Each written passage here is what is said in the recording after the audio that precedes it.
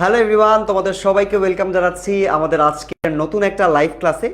এবং এই লাইভ ক্লাসটা আজকে তোমাদের সাথে আমার প্রথম লাইভ ক্লাস, এবং এটা একটা বাংলা লাইভ ক্লাস যেখানে আমরা পড়ব বাংলা ফার্স্ট পেপার। এবং বাংলা ফার্স্ট পেপারের খুবই খুবই গুরুত্বপূর্ণ একটা টপিক। এসএসসি পরীক্ষার প্রশ্ন যদি আমরা একটা অ্যানালাইসিস করি তাহলে কিন্তু এই টপিকটা থেকে প্রতি বছরই আমরা দেখেছি প্রশ্ন এসেছে, এবং শুধুমাত্র এমসিকিউ না, সিকিউ থেকে শুরু করে তোমার এই টপিকের সিকিউয়ে গ এবং ঘ এই প্রশ্নগুলোতে, পাশাপাশি তোমার জ্ঞানমূলক অনুধাবনমূলক প্রশ্নগুলোতে কিন্তু অনেক বেশি প্রশ্ন এসেছে এই অধ্যায়টা থেকে বা এই টপিকটা থেকে। সো তোমাদের সকলকে ওয়েলকাম জানাচ্ছি আমাদের আজকের কোর্সে, আজকের ক্লাসে। এবং এই কোর্সে তোমাদের সাথে আমার প্রথম ক্লাস। তোমরা অনেকেই আমার পুরনো স্টুডেন্টস আছো, যারা কিনা আমার সাথে আগে ক্লাস করেছো, যারা নাইনে ছিলে 10 মিনিট স্কুলে, তারা কিন্তু আমাকে ক্লাস 9-এ বাংলা ক্লাস নিতে পেয়েছো এবং তার পাশাপাশি বিজিএস ক্লাসেও পেয়েছো। সো তোমরা একটু ফার্স্টেই আমাকে কমেন্টে জানায় দাও যে তোমরা আমাকে ঠিকমতো দেখতে এবং শুনতে পাচ্ছ কিনা, এবং কে কোথা থেকে জয়েন করেছো। আর যদি তোমরা নতুন স্টুডেন্ট হও অথবা পুরনো স্টুডেন্ট হও, সেটাও আমাকে জানিয়ে দিতে পারো যে আমার ক্লাস তোমরা আগে করেছো কিনা। ঠিক আছে? সো তোমরা একে একে একটু কমেন্ট করে জানাও। আমার সাথে এমডি সিয়াম যুক্ত হয়েছে, আমার সাথে যুক্ত হয়েছে ঠিক, আবার যুক্ত হয়েছে সিদ্দিকা এবং জাকিরা যুক্ত হয়েছে, সালাম জানিয়েছে। তোমরা অনেকেই সালাম জানাচ্ছ।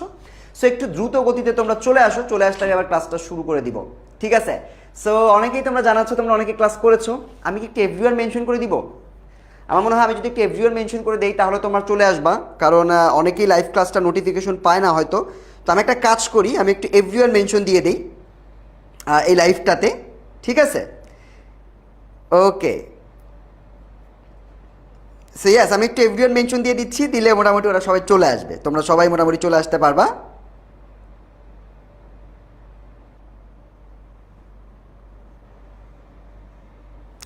ওকে, সো ইয়াস, আমার সাথে আরো কে কে আছে? রাধিকা আছে, যুক্ত হয়েছে নুজাইরা নূর কিশোরগঞ্জ থেকে, যুক্ত হয়েছে আমার সাথে সিবগাতুল্লাহ ভাই, আসসালামু আলাইকুম, বিগ ফ্যান।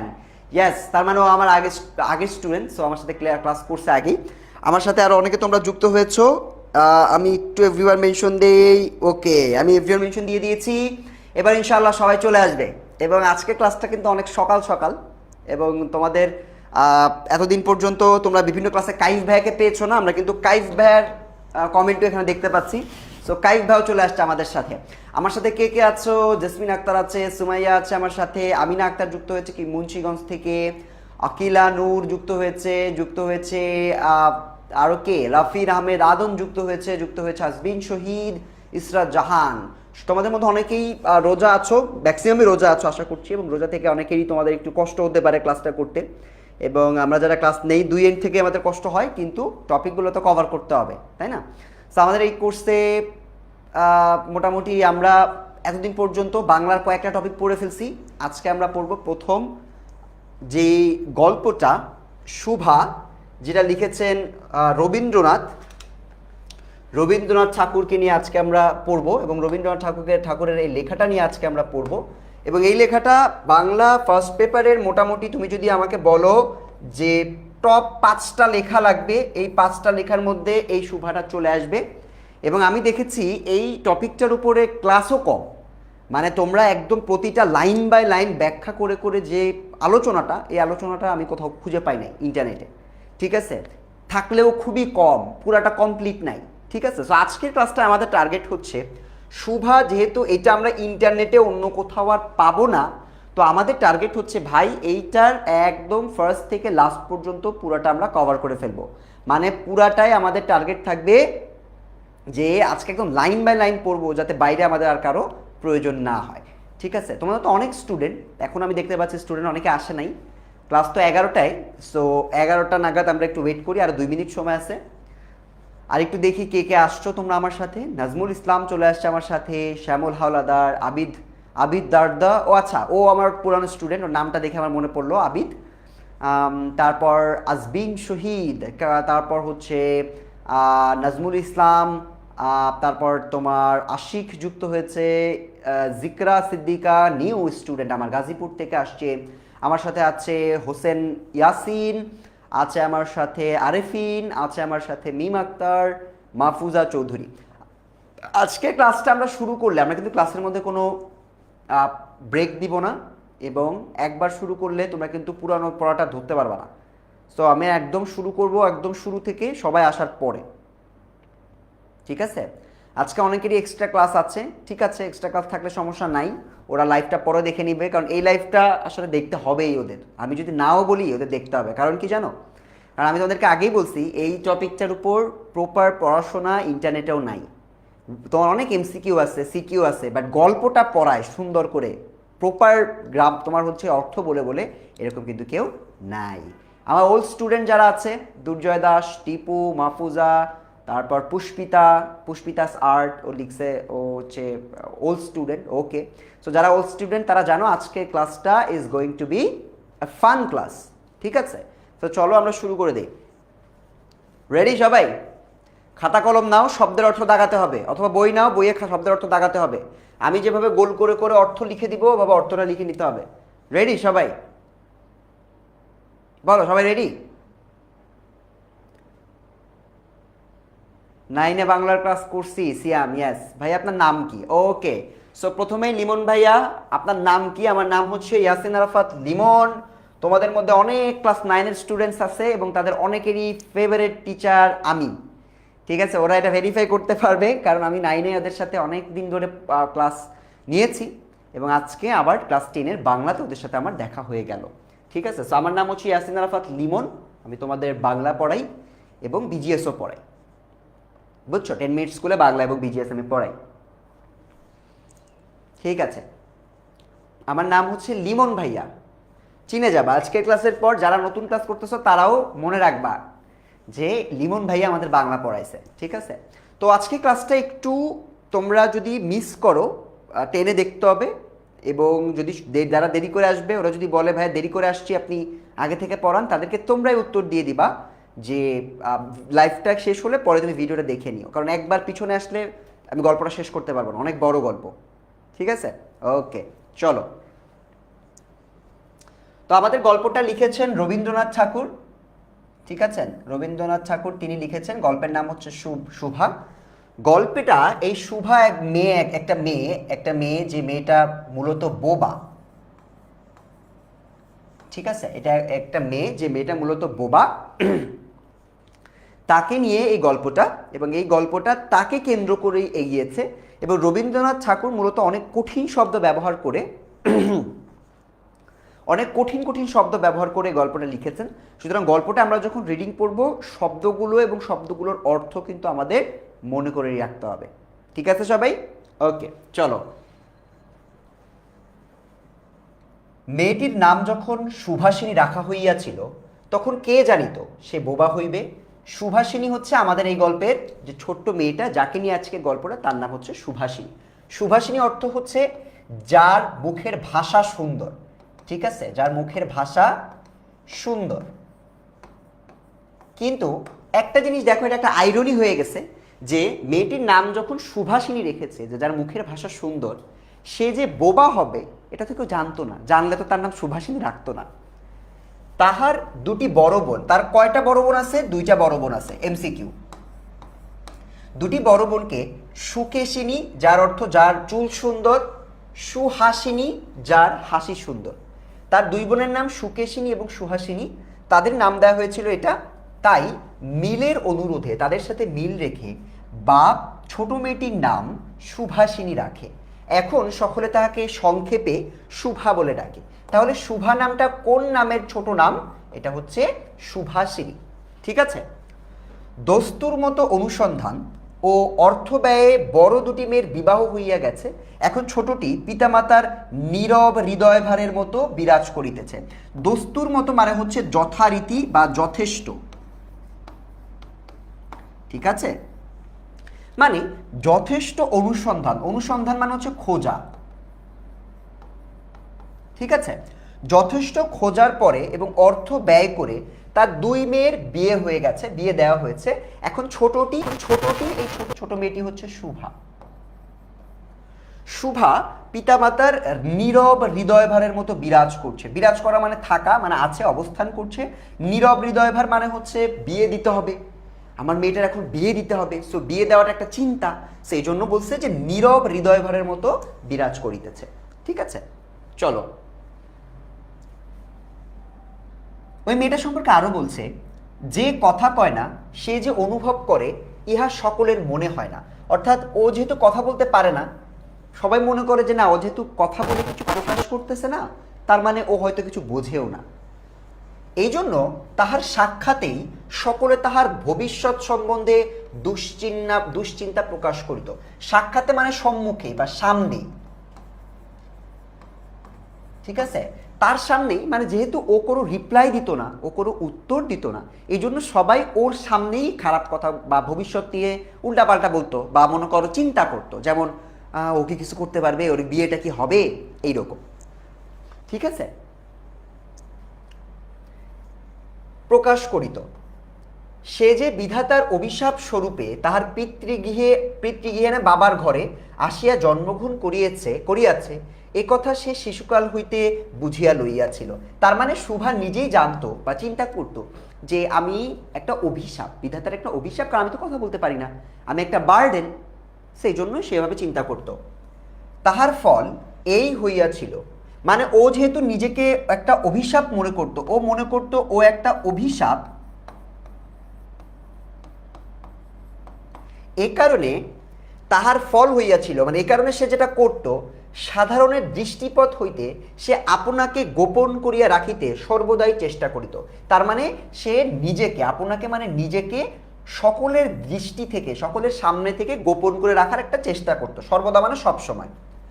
মনে করত আমাকে সবাই ভুলিলে বাঁচি, মানে আমি যেহেতু একটা অভিশাপ, আমাকে যদি সবাই ভুলে যায় তাহলে এটা আমার জন্য ভালো। কিন্তু বেদনা কি কেহ কখনো ভুলে? বেদনা মানে দুঃখ বা কষ্ট। বেদনা কি কেহ কখনো ভোলে? পিতামাতার মনে সে সর্বদাই জাগরূক ছিল। জাগরূক মানে মনে করো যে জেগে আছে সর্বদা, ঠিক আছে, বা অ্যাক্টিভলি সজাগ আছে, ঠিক আছে, এটাকে সজাগ থাকাও বলতে পারো, জাগরূক ছিল। এক কথায় আমি যদি বলি, মানে এই চিন্তাটা পিতামাতার মনে সবসময় জেগেছিল, সবসময় মনেই ছিল, ঠিক আছে। সো এই পর্যন্ত এখানে বললো যে সে কেন নিজেকে লুকিয়ে রাখার চেষ্টা করত এবং সে নিজেকে কিরকম দেখতো, অভিশাপ হিসেবে দেখতো।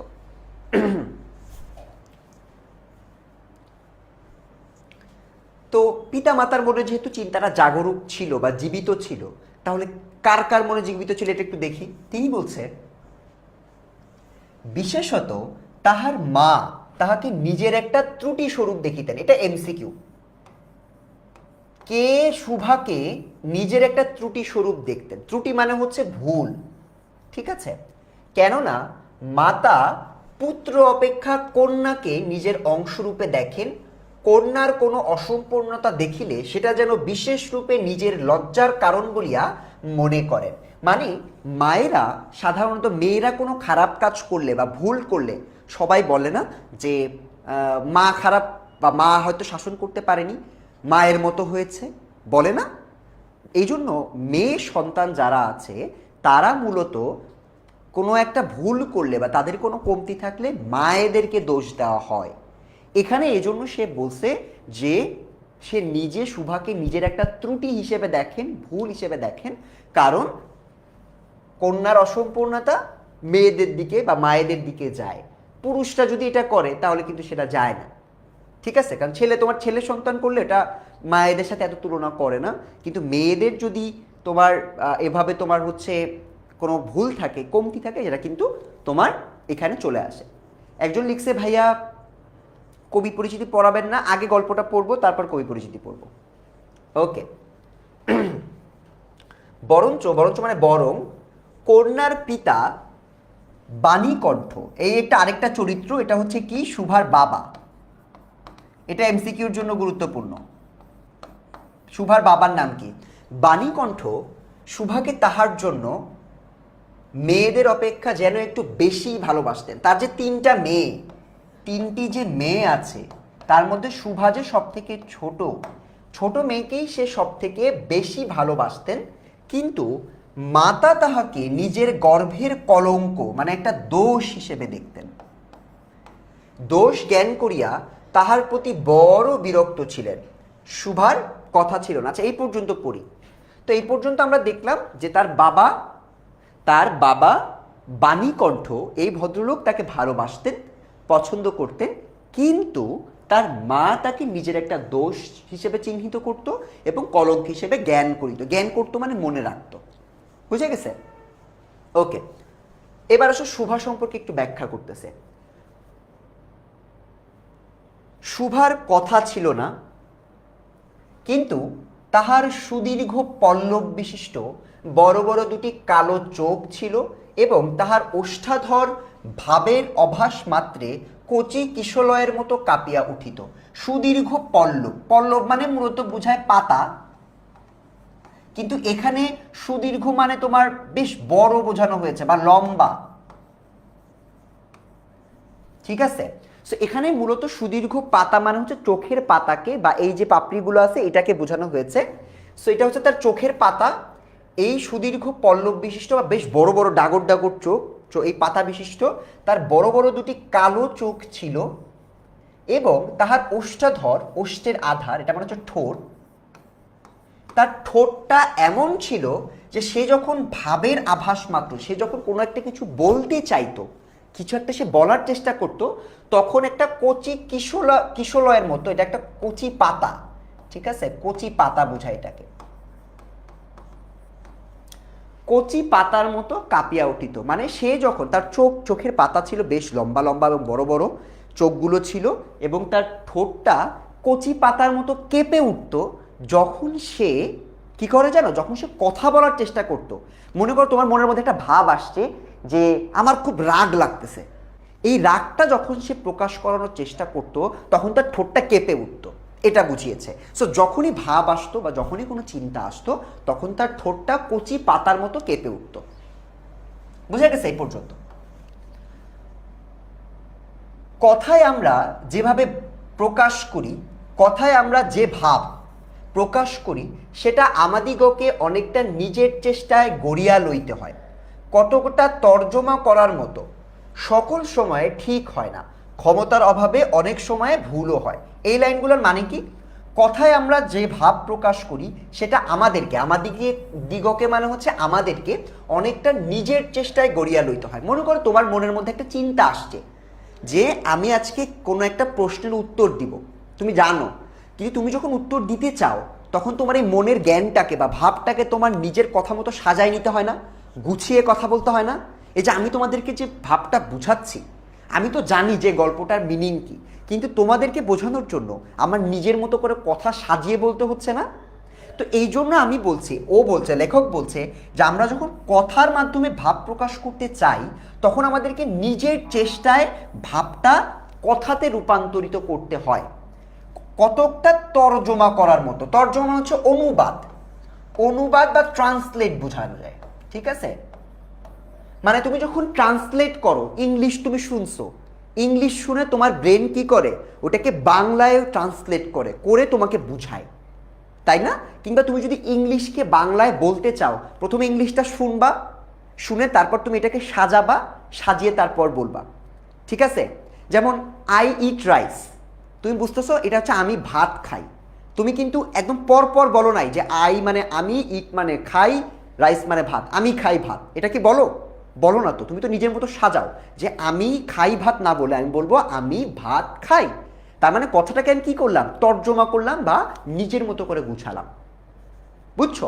তো এইটাই উনি বলতেছে যে যারা মুখ দিয়ে ভাষা বা কথা বলে তাদের একটা কঠিন কাজ করতে হয়। সেটা কি? সেটা হলো নিজের চেষ্টায় সেটা সাজায় নিতে হয়, অনেকটা তর্জমা বা অনুবাদ করার মতো। সকল সময় ঠিক হয় না, মানে কি, মানে অনেক সময় কিন্তু আমরা চাইলেও গুছায় কথা বলতে পারি না, অনেকে আসি না আমরা যারা গুছায় কথা বলতে একটু বাধে আমাদের। তো এটা বলতেছে যে অনেক সময় ঠিক হয় না, ক্ষমতার অভাবে অনেক সময় ভুলও হয়, অনেকে পারে না কথা বলতে গুছায়, সেটাই বলতেছে। কিন্তু কালো চোখকে কিছু তর্জমা বা অনুবাদ করিতে হয় না, মন আপনি তাহার উপর, মানে মন নিজেই নিজেই তাহার উপরে ছায়া ফেলে, ভাব আপনি তাহার উপরে কখনো প্রসারিত কখনো মুদিত হয়। মানে কি, যখন তুমি কথা না বলে শুধুমাত্র এক্সপ্রেশনস দিয়ে কোনো একটা জিনিস বুঝাও তখন কিন্তু তোমার এক্সপ্রেশনটা তৈরি করা লাগে না, অটো চলে আসে। একটা উদাহরণ দেই, মনে করো তোমাকে কেউ কিছু একটা কোনো একটা জিনিস দেখে তোমার অনেক খুশি লাগতেছে, তখন কিন্তু তোমার অনুবাদ করে চোখের এক্সপ্রেশন দেওয়া লাগবে না, তোমার এমনিতেই অটোমেটিক্যালি তুমি খুশি হয়ে তোমার চোখটা জল জল করবে, ঠিক আছে, তোমার চোখে হাসি দেখা যাবে। তুমি যখন মন খারাপ, তোমার ফেসে কি তুমি ইচ্ছা করে বানাও, গোছানো লাগে, নাকি অটোমেটিক্যালি তোমার ফেস রুড হয়ে যায়? কোনটা? সো লেখক এটাই বলছে যে চোখের ভাষা যেটা, মানে শুভার যে ভাষাটা, এই ভাষাটা তৈরি করতে হয় না, এটা অটোমেটিক্যালি তোমার চলে আসে, ঠিক আছে। সো এটাই বলতেছে, এবং এই ভাবটা একা একাই আসে, মন নিজে থেকে সরাসরি চোখের সাথে তোমার কমিউনিকেট করে, এবং এটা কখনো প্রসারিত হয়, কখনো মুদিত হয়। মুদিত হওয়া মানে হচ্ছে বন্ধ হওয়া, ঠিক আছে। তো এটা কখনো প্রসারিত হয়, মানে চোখ কখনো আমরা খুলি, আবার চোখ কখনো আমরা বুঝে ফেলি। সে এইভাবে সে ভাগ দেয়ত।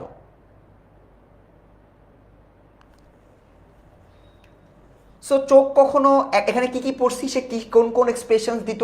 চোখ কখনো প্রসারিত হতো, লম্বা মানে খুলে যেত, মুদিত হতো অর্থাৎ বন্ধ হওয়ার মাধ্যমে আমরা এটা হতো। তারপর কখনো উজ্জ্বলভাবে চোখ জ্বলিয়া উঠিত যখন সে খুশি থাকবে, আনন্দ বা অবাক, ঠিক আছে, তখন চোখগুলো জ্বলিয়া উঠিত। কখনো ম্লানভাবে, ম্লান মানে কোনো এক্সপ্রেশন নাই, এক্সপ্রেশন ছাড়া নিবিয়া যাইতো, নিভে যেত। কখনো অস্তমান চন্দ্রের মতো অনিমেষভাবে মনে হচ্ছে পলকহীন, অনিমেষ ভাব মানে কি, পলকহীন বা একটানা, ঠিক আছে।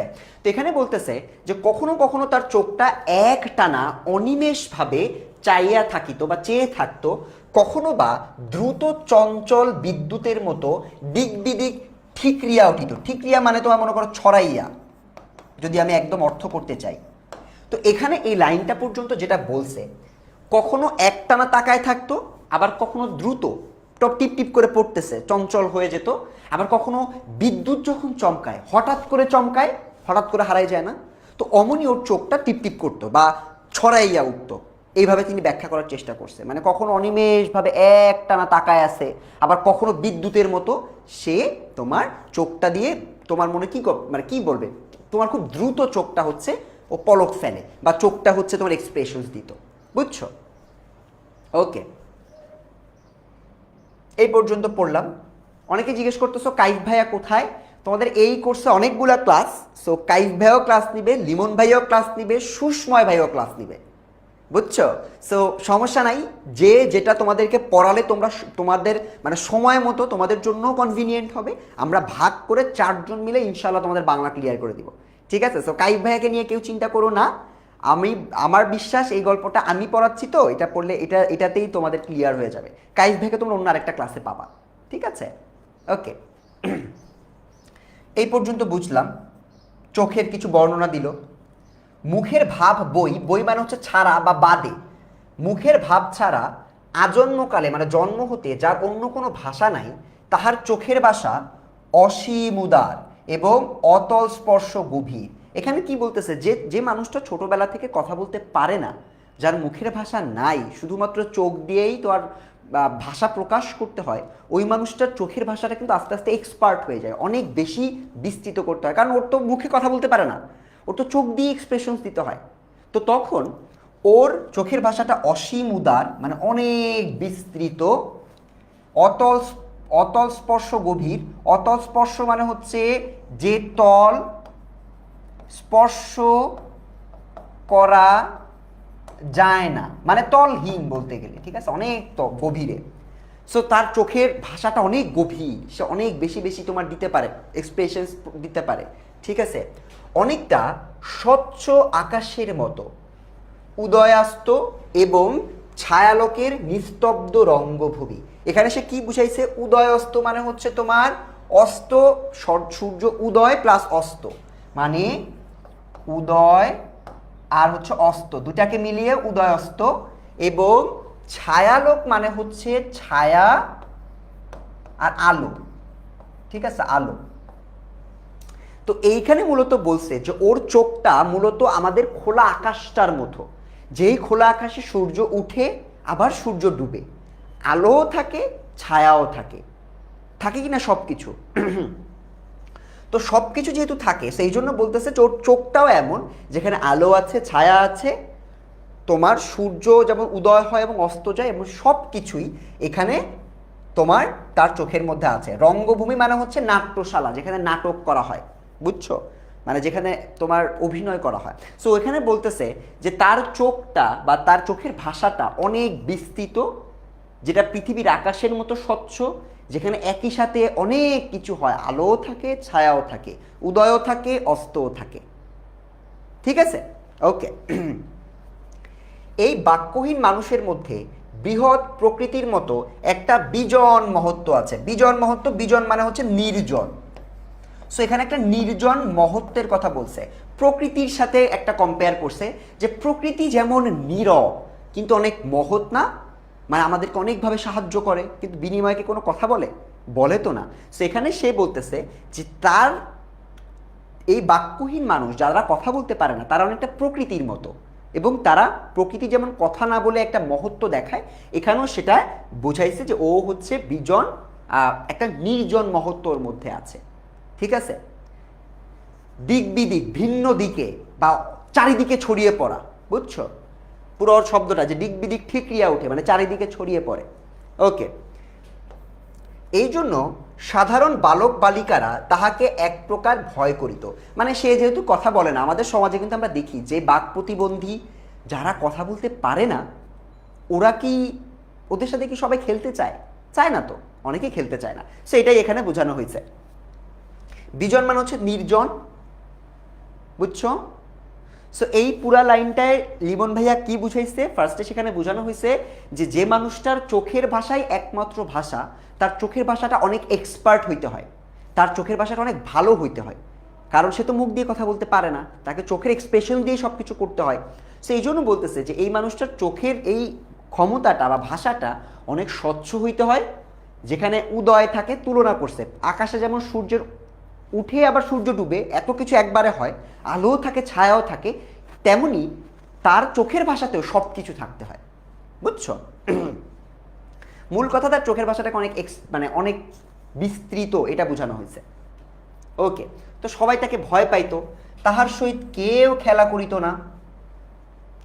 সে নির্জন দ্বীপ প্রহরের মতো, দ্বীপ প্রহর মানে এখানে তোমার প্রায় দুপুর বুঝাইছে, দ্বিতীয় প্রহর দুপুর বোঝানো হয়েছে, তার সহিত কেউ খেলা করিত না। সে নির্জন দ্বীপ প্রহরের মতো শব্দহীন ও সঙ্গীহীন, তার কোনো শব্দ নাই, মানে যেহেতু সে কথা বলে না, এবং তার কোনো সঙ্গী নাই। এইবার আসো তোমার সুভাদের গ্রামের একটু ব্যাখ্যা দেওয়া শুরু করছে। Board clear?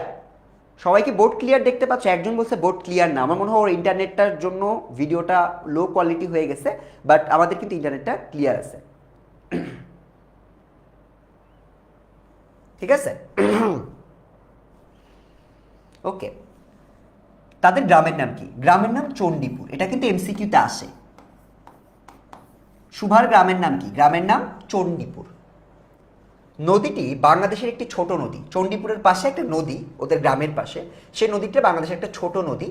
গৃহস্থ ঘরের মেয়েটির মতো, গৃহস্থ ঘর মানে হচ্ছে যারা কৃষি কাজ করে জীবনযাপন করে, তারা বলতেছে যে তাদের বাসার গ্রামটা হচ্ছে চণ্ডীপুর, এবং চণ্ডীপুরের যে ছোট নদীটা আছে এই নদীটা গৃহস্থ ঘরের মেয়েটির মতো। গৃহস্থ ঘরের মেয়েটি মানে হচ্ছে শুভার মতো, মানে এই নদীটাও একটা শুভা বা গৃহস্থ ঘরের মেয়েদের মতো, যেটার বহুদূর পর্যন্ত যাদের প্রসার নহে, মানে নদীটা বেশি বড় না। তোমার একটা গ্রামের যে গৃহস্থ বা কৃষি ঘরের যে মেয়েরা, যে গৃহস্থ বাড়ির যে মেয়েরা, ওরা কিন্তু বেশি দূর যায় না, যেতে পারে বেশি দূর, ওদের কিন্তু একটা নির্দিষ্ট লিমিট আছে। পড়াশোনা করতেছো করো, কিন্তু বাইরে যাওয়া যাবে না, এটা করা যাবে না, ওইটা করা যাবে না, লিমিট আছে কিনা? তো এই জন্য সে বলতেছে যে নদীটারও একটা লিমিট আছে, নদীটার প্রসার এত বড় না, খুব ছোট। ঠিক আছে, নিরলসা তন্নি নদীটি আপন কুল রক্ষা করিয়া কাজ করিয়া যায়। নিরলসা মানে হচ্ছে যা, যে তোমার অলস নয় বা আলস্য ছাড়া যে কাজ করে আসে, কাজ করতেছে, ঠিক আছে, অলস নয়। আর তন্নি নদীটি, এটাও হচ্ছে খুব ছোট একটা অঙ্গ বুঝায় তন্নি বলতে, কিন্তু এটা বুঝাইছে যে নদীটা খুব চিকন, ঠিক আছে, বা পাতলা বুঝাইছে, বা খুব তোমার ক্ষীণ বুঝাইছে, ঠিক আছে, সংকীর্ণ এরকম অর্থে বোঝানো হয়েছে। তো বলতেছে নদীটা বেশি বড়ও না, নদীটা তোমার নিরলস মানে কি, নদী কিন্তু নিজের মতো করে বয়ে যায়। নদী কি কখনো চিন্তা করে যে না আমি একটু রেস্ট নেই, পানিটাকে আটকায় থাকে, কখনো থাকে না। তো এটাই বলতেছে যে এই নদীটা নিরলসভাবে বা এক অলস না, একইভাবে চিকন একটা নদী, যে নদীটা আপন কুল, মানে আপন মানে হচ্ছে নিজের কুল, কুল মানে হচ্ছে পার, রক্ষা করিয়া কাজ করিয়া যায়। কাজ করিয়া যায় মানে ওর কাজ হচ্ছে বয়ে যাওয়া, তার মানে ও বইতে থাকে। দুই ধারে গ্রামের সকলের সঙ্গেই তাহার যেন একটা না একটা সম্পর্ক আছে।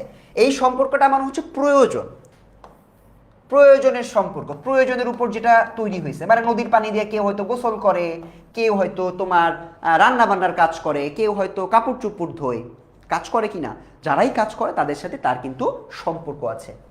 দুই ধারে লোকালয়, লোকালয় মানে আশেপাশে বাস মানে তোমার ঘর বাড়ি আছে। তরুর ছায়া ঘন, তরু মানে হচ্ছে গাছ, গাছের ছায়া ঘন। সবাই বইতে সবাই শব্দার্থগুলোর নোট লিখো। যারা কমেন্টে স্প্যামিং করতেছো, স্প্যামিং করলে কিন্তু ভাই সমস্যায় পড়ে যাবা, তোমরা কিন্তু বুঝবা না গল্পটা। সো সবাই শব্দার্থগুলো লিখে নাও কমেন্টে উল্টাপাল্টা লেখার থেকে, ঠিক আছে। তো এখানে যারা বলতেছে দুই ধারে লোকালয় এবং তরু মানে হচ্ছে গাছপালার ছায়া ঘন, উচ্চ তট, তটটা একটু উঁচু, মানে দুই ধার তোমার নদীর পাড়টা একটু উঁচু, মাঝখান থেকে তোমার নদীটা বয়ে গেছে, ঠিক আছে। নিম্নতল দিয়া গ্রাম লক্ষ্মী, গ্রাম লক্ষ্মী কেন বলা হয়েছে, কারণ এটা তোমার এলাকার মানুষগুলোকে সাহায্য করতেছে, মানুষজনকে তোমার বিভিন্নভাবে সাপোর্ট দিচ্ছে, এই জন্য সে বলতেছে এটাকে গ্রাম লক্ষ্মী। এবং স্রোতস্বিনী হচ্ছে নদীর একটা অল্টারনেটিভ নাম, নদীর একটা সিনোনিম, সিনোনিম হচ্ছে স্রোতস্বিনী।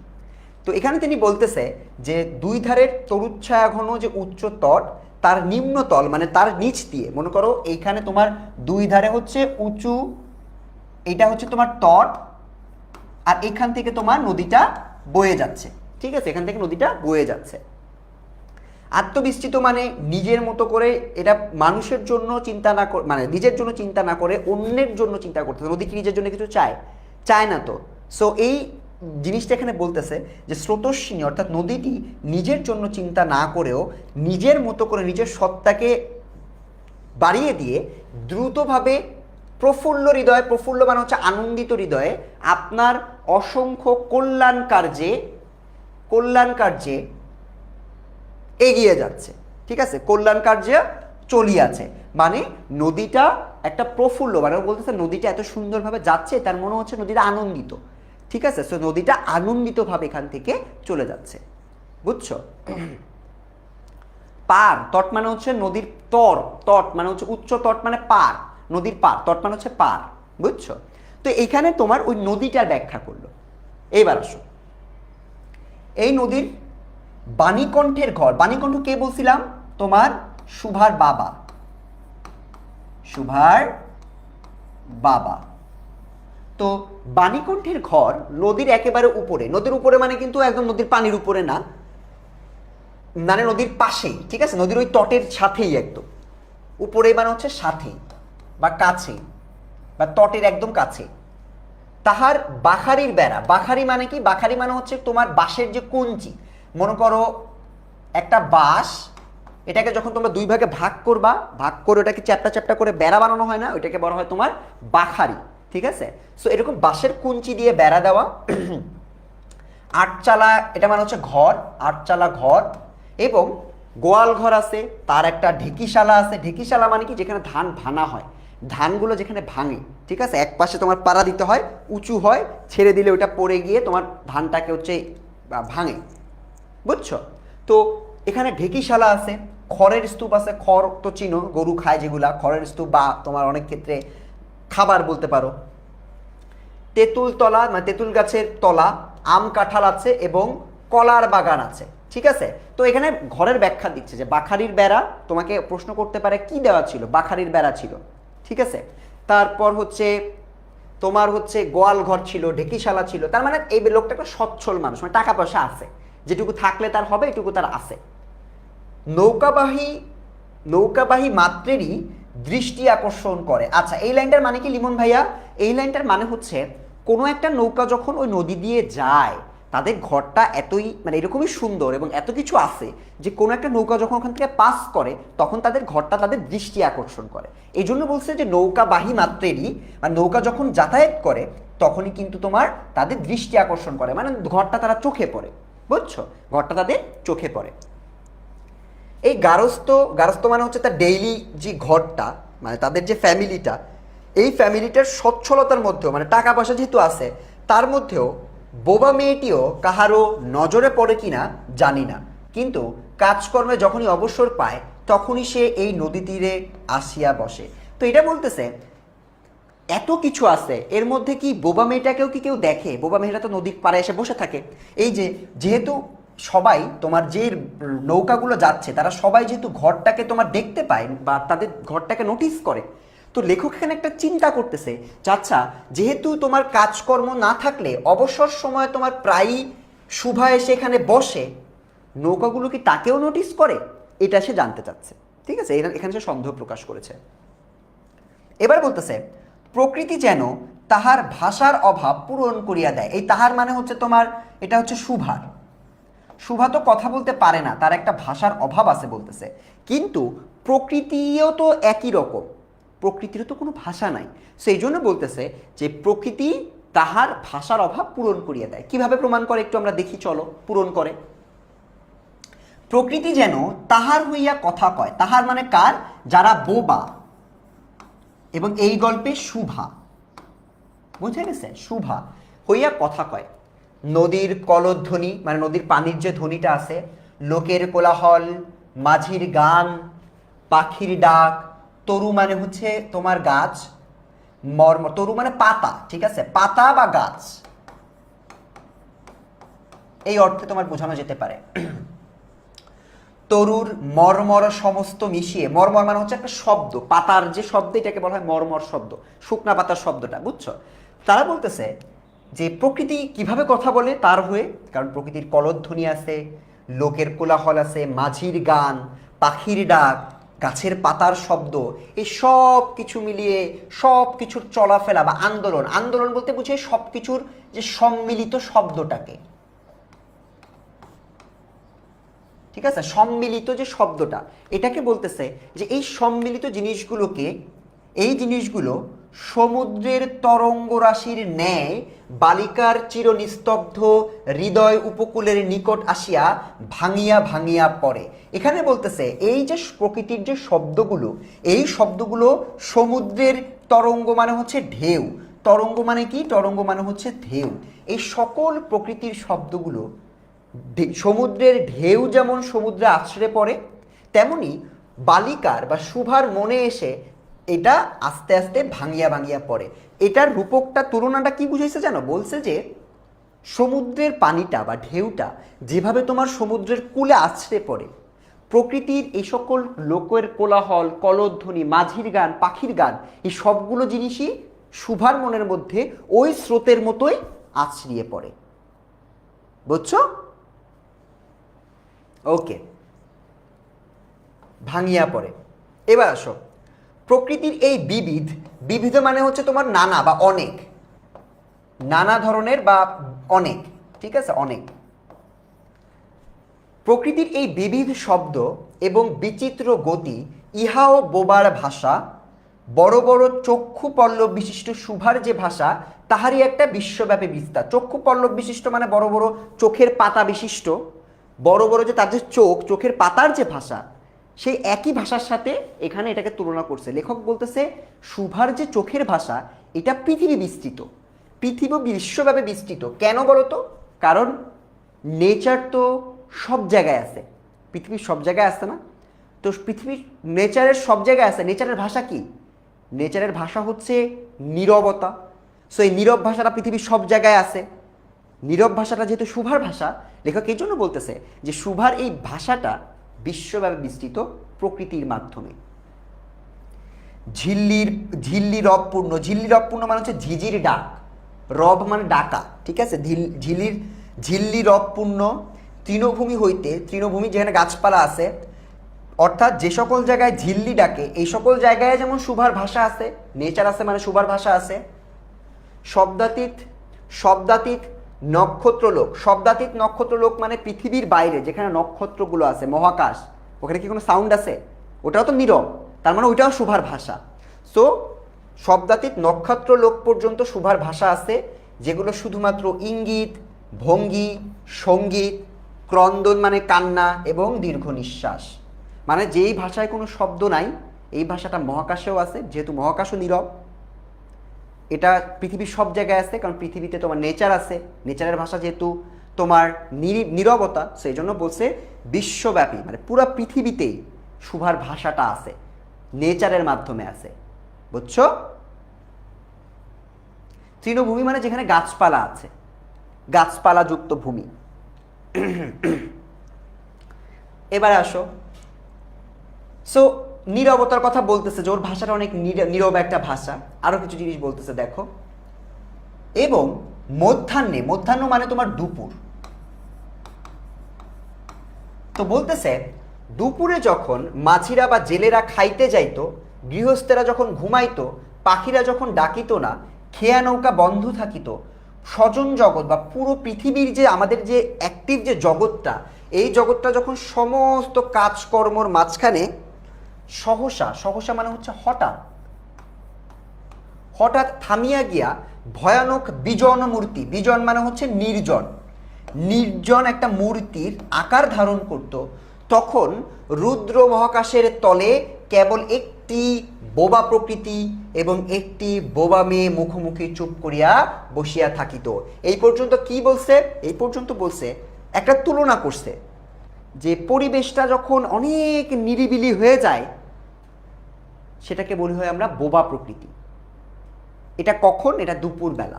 দুপুরবেলা কি হয় জানো? গ্রামাঞ্চলে মাঝিরা ভাত খাইতে চলে যায়, অর্থাৎ তাদের কোনো শব্দ শোনা যায় না, গৃহস্থেরা সবাই ঘুমায়, বিকালবেলা ঘুমাইতো সবাই দুপুরবেলা, পাখিরা ডাকে না দুপুরবেলা, নদী পারাপার বন্ধ থাকে, অর্থাৎ পুরো এলাকাটা খুব ছিমছাম হয়ে যায়। তো পুরো এলাকাটা একটা বোবা প্রকৃতি হিসেবে চিহ্নিত হয়, অর্থাৎ প্রকৃতি কোনো কথা বলতেছে না। তো এই জন্য বলতেছে যে যখন সবাই ব্যস্ত থাকে, সবাই যখন নিজেদের কাজে চলে যায়, তখন রুদ্র, রুদ্র মানে রাগান্বিত, ঠিক আছে?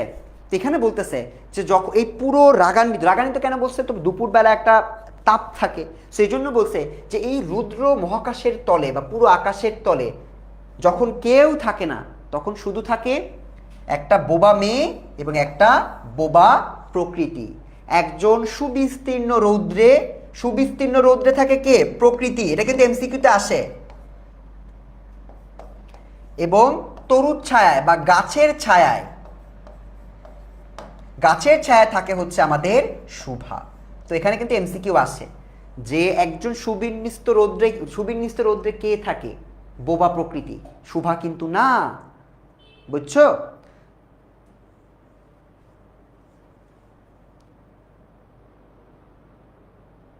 ওকে, একজন খুবই অদ্ভুত একটা প্রশ্ন করছে যেটা পড়া রিলেটেড না। ও জিজ্ঞেস করছে শুভা তো বোবা, তাহলে শুভার মনের ভাষা কিভাবে বোঝা গেল? এটা একটা কাল্পনিক চরিত্র, লেখক একটা নিউট্রাল পার্সপেক্টিভ থেকে, মনে করো কোনো একটা থার্ড আই লেন্স থেকে তোমাকে মূলত ওর মনের ভাষাটাকে কি হতে পারে এটাকে ব্যাখ্যা করতেছে। শুধুমাত্র ওর না, পৃথিবীর সমস্ত বোবা মানুষদের, যারা কথা বলতে পারে না, তাদের মনের ইচ্ছাটাকে লেখক নিজে যেটা উপলব্ধি করেছে সেটার ভাষায় বলতেছে। চক্ষু পল্লব বিশিষ্ট মানে চোখের পাতা বিশিষ্ট।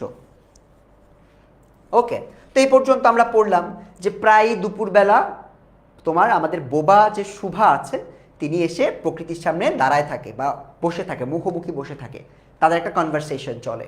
ওকে, যারা মনোযোগ দিয়ে ক্লাস করতেছো তারা বুঝতেছো, আর যারা এখানে স্প্যামিং করতেছো আমি নামগুলো দেখতেছি, তারা কিন্তু কোনোভাবেই এই গল্পটা যদি না দেখো কোনোভাবেই কিন্তু এমসিকিউ অ্যান্সার করতে পারবা না।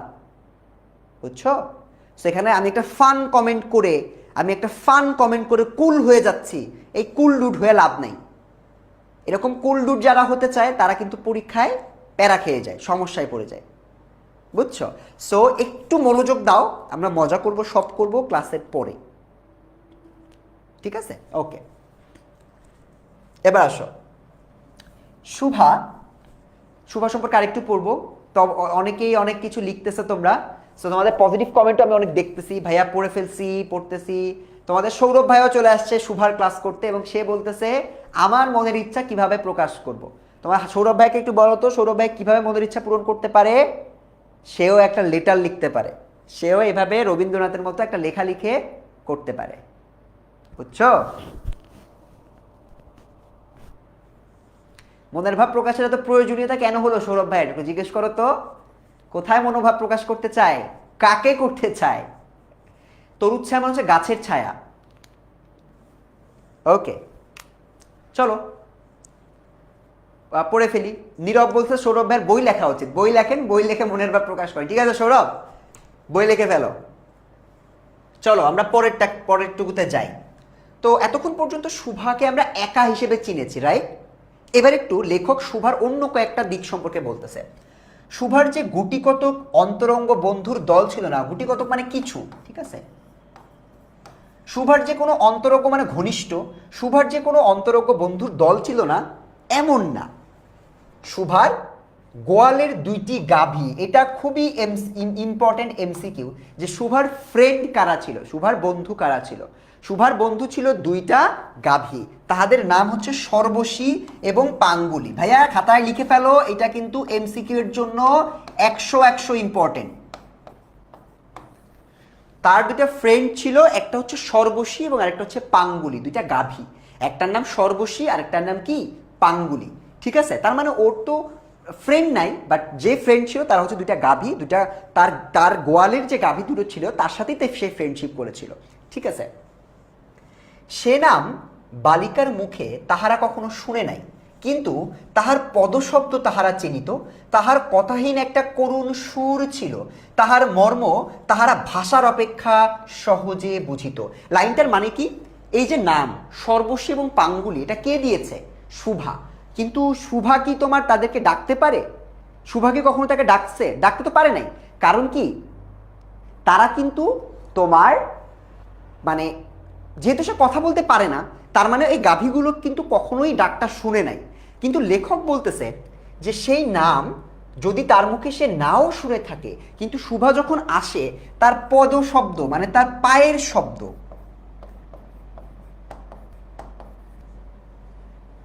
আচ্ছা পদ শব্দ এখানে 2টার অর্থ তোমরা বলতে পারো, যে তার পায়ের শব্দ তারা চিহ্নিত, এবং এই তার যে তোমার করুণ একটা সুর ছিল, কথাহীন একটা করুণ সুর, এটা তোমার রূপক অর্থে বুঝাইছে। এটা কিন্তু অ্যাকচুয়াল অর্থে কোনো গানের সুরের মতো সুর না, বুঝছো? মানে চেহারার দিকে তাকাইলে একটা করুণ সুর দেখা যায় না, সেইটাই বলতেছে যে তার একটা করুণ সুর ছিল, তার একটা মর্ম ছিল বা গ্রহণযোগ্যতা ছিল, একটা বিষয় ছিল, যে বিষয়টা আলাদা করে শুধুমাত্র এই গাভী দুটো বুঝতে পারত, ঠিক আছে? তার মানে গাভী দুটোর সাথে তার খুব ঘনিষ্ঠ সম্পর্ক ছিল। শুভা কখন তাহাদের আদর করিতেছে, কখন ভৎসনা করিতেছে, ভৎসনা মানে হচ্ছে বকা দিতেছে, ঠিক আছে? বকা বা তোমার নিন্দা বলতে পারো, নিন্দা বা বকা দিতেছে। অর্থাৎ যখন আদর করে তখনও তারা বুঝতে পারে, যখন মনে মনে গালি দেয় বা বকা দেয় তখনও সে বুঝতে পারে। মানে এতটাই ঘনিষ্ঠ সম্পর্ক বা আত্মার সম্পর্ক তৈরি ছিল, ঠিক আছে? কথা বলা লাগতো না, বুঝছো? তো এখানে সে বলতেছে যে কখন ভৎসনা করিতেছে, কখন মিনতি করিতেছে বা অনুরোধ করিতেছে, তা তাহারা মানুষের অপেক্ষা ভালো বুঝিতে পারিত। মানুষও যেটা বুঝতে পারতো না, এটা 2টা গাভী বুঝতে পারত। অনেক সময় অনেক দেখো না তোমার যে পোষা কুকুর বিড়াল আছে না, এগুলো কিন্তু আমাদের মনের ভাষা অনেক সময় বুঝে। তুমি যখন মন খারাপ থাকবা, তো ফেসবুকে অনেক রিলস আসে, দেখবা মন খারাপ থাকলে বিড়ালগুলো তোমার কাছে এসে বসে থাকে। তো এরকম অনেক এক্সপ্রেশনস কিন্তু, অনেক কানেকশন কিন্তু আমরা মানুষের থেকেও প্রাণীদের সাথে আমরা হতে দেখেছি, তাই না? এটাই লেখক এখানে বলছে যে শুভার সাথে গাভী দুটোর সম্পর্ক অনেক ভালো ছিল, এবং তারা শুভার মুখে ভাষা না থাকলেও তারা বুঝতে পারত যে শুভা আসলে কি বলতে চাচ্ছে। শুভা গোয়ালে ঢুকিয়া 2 বাহু মানে হচ্ছে তার হাত দিয়ে সর্বশীর গ্রীবা মানে হচ্ছে গলা, মানে গলায় আদর করে দিত গাভীদের, এবং গলা বেষ্টন করিয়া মানে এভাবে সে ধরে, আমরা গাভী ধরছো কখনো তোমরা, মানে গলার উপর থেকে হাত দিয়ে গলাটাকে জড়িয়ে ধরতো, ধরে তাহার কানের কাছে আপনার গণ্ডদেশ বা গাল, গণ্ডদেশ মানে হচ্ছে গাল, তার মানে ও গাভীটাকে এভাবে ধরতো, ধরে নিজের গালটা তোমার হচ্ছে কানের কাছে ঘর্ষণ করতো, মানে তার কানের কাছে তার মুখটা ঘষতো, মানে আদর করতো, গাভীটাকে আমরা যেভাবে আদর করি, ঠিক আছে। এবং পাঙ্গুলি পাঙ্গুলি স্নিগ্ধ দৃষ্টিতে, স্নিগ্ধ দৃষ্টি মানে একটা ভালোবাসাময় দৃষ্টি, মানে আদরপূর্ণ দৃষ্টি, বুঝছো? মানে তুমি খুব স্নেহ নিয়ে কারো দিকে তাকায় থাকলে যে দৃষ্টি, এটা হচ্ছে স্নিগ্ধ দৃষ্টি। এই স্নিগ্ধ দৃষ্টিতে তাহার প্রতি নিরীক্ষণ, নিরীক্ষণ মানে অনেকক্ষণ তাকায় থাকতো গাভীটা, তাহার প্রতি নিরীক্ষণ করিয়া তাহার গা চাটিত। মানে পশুর ভালোবাসার রূপ কি? পশু তো আর ঘাড়ে হাত দিতে পারবে না। সো শুভা যেমন তার গলায় ধরিয়ে তো তাকে আদর করতো, আর গাভীটা তাকে, বিড়াল বা তোমার এই ধরনের পশু পাখিগুলো কিন্তু তোমার দেখবা তোমার শরীরের বিভিন্ন অংশ চাটতো, চেটে তারা তাদের ভালোবাসার একটা প্রকাশ করতো। সো এটাই সে এখানে বলতেছে, বুঝছো? এবার বলতেছে বালিকা, বালিকা মানে শুভা, দিনের মধ্যে নিয়মিত 3 বার, এটা এমসিকিউর জন্য অনেক গুরুত্বপূর্ণ। কয়বার আসতো? গোয়াল ঘরে শুভা কয়বার আসতো? 3 বার আসতো, ঠিক আছে। তো এখানে বলতেছে বালিকা দিনের মধ্যে নিয়মিত 3 বার করিয়া গোয়াল ঘরে যাইতো, তাদের সাথে কথা বলতে বা তাদের সাথে যোগাযোগ করতে, তাদেরকে আদর করতে। তাহা ছাড়া অনিয়মিত আগমনও ছিল, মানে 3 বার তো প্রতিদিন যাইতোই, মাঝে মাঝে 3 বারের বেশিও 2-1 বার অনিয়মিতভাবে যাইতো। গৃহে যেদিন, কখন অনিয়মিত যাইতো? গৃহে যেদিন বা ঘরে যেদিন কোনো কঠিন কথা শুনিত, সেদিন সে অসময়ে তাহার এই মুখ, মুখ মানে হচ্ছে যারা বধির, বধির বা বোবা, তাহার এই মুখ বন্ধু দুটির কাছে আসিত। তাহার সহিষ্ণুতা পরিপূর্ণ বিষাদ শান্ত দৃষ্টিপাত হইতে তাহারা কি একটা অন্ধ অনুমান শক্তির দ্বারা বালিকার মর্মবেদনা যেন বুঝিতে পারিত। এই লাইনটার মানে হচ্ছে, বলতেছে কি, শুভা রেগুলার 3 বার যেত, কিন্তু অনিয়মিত যেত। অনিয়মিত মানে হচ্ছে মাঝে মাঝে সে একটু বেশি যেত। কেন? যখন তাকে বকাঝকা করা হইতো বা মনটা একটু খারাপ লাগতো, তখন সে তার এই বোবা ফ্রেন্ডগুলোর কাছে যেত, গিয়ে তাদের কাছে যখন যেত, তখন সহিষ্ণুতাপূর্ণভাবে এই গাভীগুলো সহিষ্ণুতাপূর্ণভাবে, সহিষ্ণুতা মানে কি? মনে করো কারো বিপদে তুমি যখন কাউকে, মানে কোনো একটা ভুল করলে বা কোনো একটা খারাপ জায়গায় পড়লে, তুমি যখন কাউকে সান্ত্বনা দাও বা তার প্রতি ভালো আচরণ করো, তখন সেটাকে বলা হয় তুমি সহিষ্ণুতাপূর্ণ আচরণ করছো। মানুষের ভুলকে তুমি অনেক সময় ক্ষমা করে দিচ্ছ, বা ভালো জিনিসকে তুমি, কারো মন খারাপ থাকলে তাকে তুমি একটু সাপোর্ট দিচ্ছ, মেন্টাল সাপোর্ট দিচ্ছ, এই জিনিসগুলোকে বলতেছে সহিষ্ণুতা পরিপূর্ণ, ঠিক আছে। সো তাহার সহিষ্ণুতা পরিপূর্ণ এই যে বিষাদ শান্ত, বিষাদ শান্ত মানে হচ্ছে খুব, মানে মানুষ যখন খারাপ লাগা থেকে একটা শান্ত, মানে খারাপ লাগতে লাগতে মানুষ নীরব হয়ে যেত না, তো এখানে সে বলতেছে এই নীরব দৃষ্টিপাত হইতে, এই দৃষ্টিটা বা তার শুভার এই বিষাদ শান্ত দৃষ্টিটা দেখলে তাহারা একটা অন্ধ অনুমান শক্তির মাধ্যমে, মানে শুভার বিষাদ শান্ত বা অনেক নিরিবিলি যে চেহারাটা, এই চেহারাটা দেখে গাভীগুলো অনুমান করে ফেলতে পারতো একটা অন্ধ শক্তির মাধ্যমে। মানে তাদেরকে বলা লাগতো না, তারা অনুমান করে ফেলতো যে ওর মর্মবেদনা, আবার মনটা খারাপ আছে, বুঝছো? এবং তখন শুভার গা ঘেঁষিয়া আসিয়া অল্পে অল্পে তাহারা বাহুতে, বাহুতে মানে হাতে, তারা শুভাকে তোমার কি করতো? বাহুতে শিং ঘষিয়া ঘষিয়া তাকে নির্বাক, নির্বাক মানে হচ্ছে কোনো কথা নাই, কথা নেই যেখানে, ঠিক আছে, কথা নেই, নির্বাক ব্যাকুলতার সহিত সান্ত্বনা দিতে চেষ্টা করতো। মানে গাভীগুলো তাকে শিং দিয়ে তার হাতে ঘষে সান্ত্বনা দিত। নির্বাক মানে তারা যেহেতু কথা বলতে পারে না, এবং একটা ব্যাকুলতা ছিল যে না, তারা চায় যে শুভার মনটা যেন ভালো হয়, এই জন্য তারা নির্বাক ব্যাকুলতার সহিত শুভাকে প্রোটেক্ট করার চেষ্টা করত। ইহারা ছাড়া, ইহারা মানে এই গরু গাভী দুইটা ছাড়া, ছাগল এবং বিড়াল শাবক, বিড়াল শাবক মানে হচ্ছে বিড়ালের বাচ্চা, বুঝছো? সর্বশীর মানে কি? সর্বশী একটা গাভীর নাম, ওর ফ্রেন্ডের নাম হচ্ছে সর্বশী।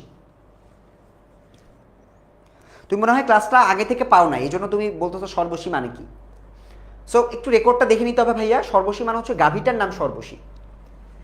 ইহারা ছাড়া মানে এই গাভী দুইটা ছাড়া একটা ছাগল, ছাগল এবং বিড়ালের বাচ্চাও ছিল, কিন্তু তাহাদের সহিত শুভার এরূপ সমকক্ষ, সমকক্ষ মানে সমান, মানে একই, একই মৈত্রী, মৈত্রী মানে হচ্ছে বন্ধুত্ব, সমান বন্ধুত্ব বা সম্পর্ক ছিল না। মানে বিড়াল এবং একটা ছাগলও ছিল তার ফ্রেন্ড, কিন্তু গাভী দুটার মতো যেরকম সুন্দর বা ভালো সম্পর্ক, এরকম সম্পর্ক তোমার ছাগলটার সাথে ছিল না, বিড়ালটার সাথে ছিল না। তথাপি, তথাও মানে তবুও, সম্পর্ক ভালো ছিল না,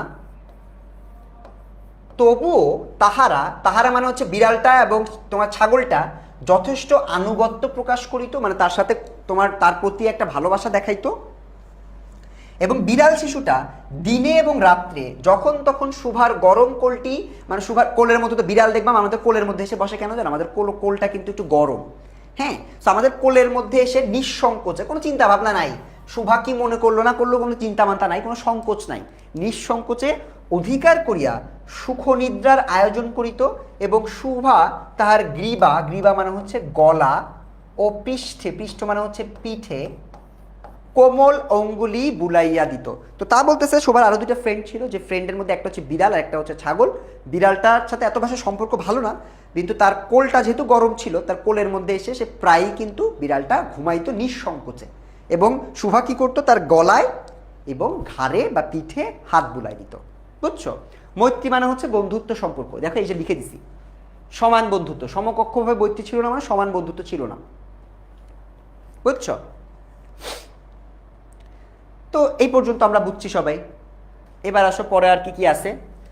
হাত বুলাইয়া দিলে, বিড়ালটার পিঠে যে হাত বুলাই দিত, হাত বুলাই দিলে তাহার নিদ্রাকর্ষণ মানে ঘুম আসে, ঘুমের প্রতি আকর্ষণ, ঠিক আছে, ঘুম আসা। সো ঠিক আছে, ঘুম যে আসে এটাতে তার বিশেষ সহায়তা হইতো, মানে ইজিলি ঘুম চলে আসতো। ইঙ্গিতে এরূপ অভিপ্রায় প্রকাশ করিত, মানে বিড়ালটা তাকে বুঝাইতো যে তুমি আমাকে ঘাড়ে যদি একটু আদর করে দাও আমার ঘুম আসবে, এটা সে বুঝাইতো। ঠিক আছে, ওকে। এবার আসো, আর কোনো ফ্রেন্ড কি ছিল? উন্নত শ্রেণীর জীবের মধ্যে, মানে আমাদের যে মানুষ, যারা মানুষের মধ্যে শুভার আরো একটি সঙ্গী জুটিয়া ছিল, তার আরেকটা সঙ্গী ছিল, কিন্তু তাহার সহিত বালিকার ঠিক কিরূপ সম্পর্ক তাহা নির্ণয় করা কঠিন, কারণ সে ভাষা বিশিষ্ট জীব। ভাষা বিশিষ্ট জীব মানে সে হচ্ছে তোমার মানুষ এবং সে কথা বলে। এখানে একটা কঠিন সম্পর্ক আছে, এখানে কি প্রেম নাকি বন্ধুত্ব নাকি অন্য কোনো সম্পর্ক, এটা ক্লিয়ার করা হয় নাই। বুঝছো? তো এখানে সে দেখো, একজন মানুষ ছিল যে ভাষায় কথা বলতে পারে, উভয়ের মধ্যে সমভাষা ছিল না। সমভাষা ছিল না মানে কি, দুইজনই মানুষ, কিন্তু শুভা তো কথা বলতে পারে না, আরেকজন কথা বলতে পারে, এই জন্য বলছে সমভাষা ছিল না। সে কে? সে হচ্ছে গোসাইদের ছোট ছেলে। এটা একটা জাতের কথা বুঝাইছে। গোসাইদের ছোট ছেলে, তাহার নাম প্রতাপ। এই যে হচ্ছে, এটা হচ্ছে আমাদের গল্পের সেকেন্ড আরেকটা হিরো ক্যারেক্টার। হ্যাঁ, এটা কাউন্ট করা হয়, বা একটা ইম্পর্টেন্ট ক্যারেক্টার প্রতাপ। লোকটি নিতান্ত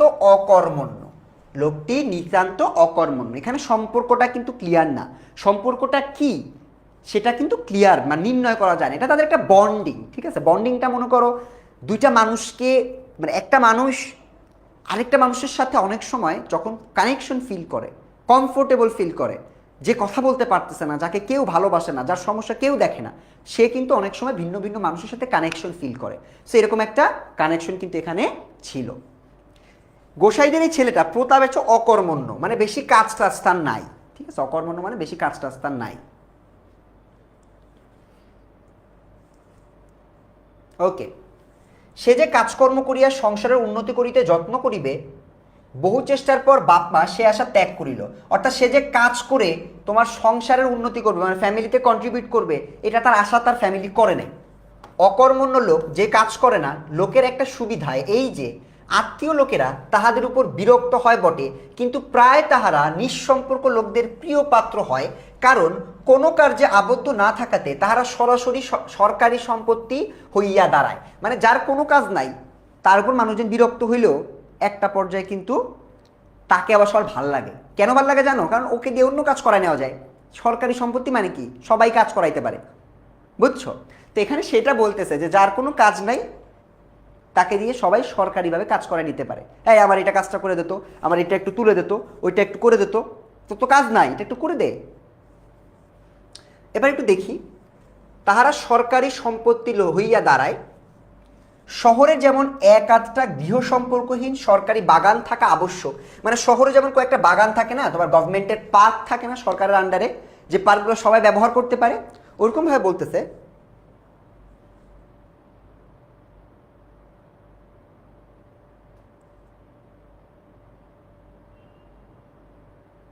ইরফান বলতেছে বইয়ের সাথে মিলে না। বইয়ের সাথে কেন মিলে না? অবশ্যই মিলে। আর না মিললে তুমি এই গল্পটা এখান থেকেই পড়ো, সমস্যা নাই। আর শব্দগুলো অর্থগুলো তুমি খাতায় দাগায় না, বইয়ের সাথে মেলার কথা। এই যে মিলতেছে, তাহলে ও ভুল বলছে। না মিললে কিছু তোমরা একটা কাজ করো, স্লাইডটা দেখে পড়ো তারা যদি না মিলে, আর আমি জানি মিলবে। ওকে, সরকারি সম্পত্তি, সরকারি যেমন বাগান থাকতে হয় শহরে, তেমনি গ্রামে 2-4টা অকর্মণ্য সরকারি লোক থাকার বিশেষ প্রয়োজন, কারণ ওরা থাকলে ওরা গ্রামে এদিক ওদিকে সবার লাভ কাজ করে দেয়। ঠিক আছে, ওরা তখন সবার এদিক ওদিকের কাজটা করে দেয়। ওকে, যার মিলতেছে না তার মানে তার বইটা মনে হয় অন্য কারিকুলামে, সো সমস্যা নাই, তুমি এখান থেকে দেখো যেটুকু মিলতেছে ওইটুকু মিলাও। ওকে, তো এটা সে বলছে, এই লাইনটা থেকে প্রশ্ন আসে, অকর্মণ্য সরকারি লোক থাকার বিশেষ প্রয়োজন মানে কি, ব্যাখ্যা করো খ নাম্বারে। তখন লিখতে হবে যে তারা সবার কাজ করে, তারা ফ্যামিলি মেম্বারদের সাথে বেশ খোশ গল্প করার সময় পায়, এটা বুঝাইছে। কাজকর্মে, আমোদে, আমোদে মানে হচ্ছে খোশ আমোদে, গল্প বা অবসরে যেখানে একটা লোক কম পড়ে সেখানে তাহাগিগকে হাতের কাছে পাওয়া যায়, মানে ওর কোনো কাজ নাই, সো সব আড্ডায় চলে যায়, ও সব জায়গায় গিয়ে তোমার কথাবার্তা বলে, কাজ কারবার করে, অকর্মণ্য, ওর কোনো কাজ টাজ নাই। ঠিক আছে, প্রতাপের প্রধান শখ ছিপ ফেলিয়া মাছ ধরা। MCQ, প্রতাপের প্রধান শখ কি ছিল? ছিপ ফেলিয়া মাছ ধরা। ইহাতে অনেক সময় সহজে কাটানো যায়, মাছ ধরতে কিন্তু অনেক সময় কাটানো যায়। অপরাহ্নে, অপরাহ্ন মানে হচ্ছে বিকেল, অপরাহ্নে নদী তীরে ইহাকে প্রায় এই কাজে নিযুক্ত দেখা যায়। এই কাজ মানে হচ্ছে মাছ ধরা, এবং এই উপলক্ষে শুভার সহিত তাহার প্রায় সাক্ষাৎ, সাক্ষাৎ মানে হচ্ছে দেখা হইতো। কারণ কি, শুভা হচ্ছে তোমার নদীর পাশে বসে থাকতো না, আমরা পড়ছি অনেক আগে, নদীগুলোকে দেখতো, নদীর পাশে সে প্রায় সময় কাটাইতো, সো ও যখন মাছ ধরতে যাইতো তখন তার সাথে এরকম দেখা হয়ে যাইতো। যে কোনো কাজেই নিযুক্ত থাক, একটা সঙ্গী পাইলে প্রতাপ ভালো থাকে, মানে যে কাজেই সে যায় না কেন একটা সঙ্গী যদি থাকে তাহলে প্রতাপের ভালো লাগে। কেন জানো? প্রতাপ বক বক করতে পারে, কথা বলতে পারে। এবার বলতেছে, মাছ ধরার সময় বাক্যহীন সঙ্গী সর্বাপেক্ষা শ্রেষ্ঠ। কেন জানো? মাছ ধরার সময় যদি কথাবার্তা যেন না বলে তাহলে সে মাছটা ভালোভাবে ধরতে পারবে। সেই জন্য বলছে যে মাছ ধরার সময় বাক্যহীন সঙ্গী, যেটা হচ্ছে শুভা, এটা প্রতাপের, এজন্য প্রতাপ শুভার মর্যাদা বুঝিত, যেহেতু ও এমন একটা ফ্রেন্ড, ও কথা বলে না, কথা না বললে লাভ কি জানো? লাভ হচ্ছে তোমার মাছটা সে ভালোভাবে মন দিয়ে ধরতে পারে। ঠিক আছে, ক্লাস শেষ হবে 12:30টায়, 1.5 ঘন্টার ক্লাস। তোমাদের BIM ক্লাস 1.5 ঘন্টা। সো কেউ উল্টাপাল্টা ইনফরমেশন দিও না যে 1 ঘন্টা ক্লাস, 12:10 ক্লাস শেষ, কোনো ইনফরমেশন দিও না। 12:30টায় ক্লাস শেষ হবে।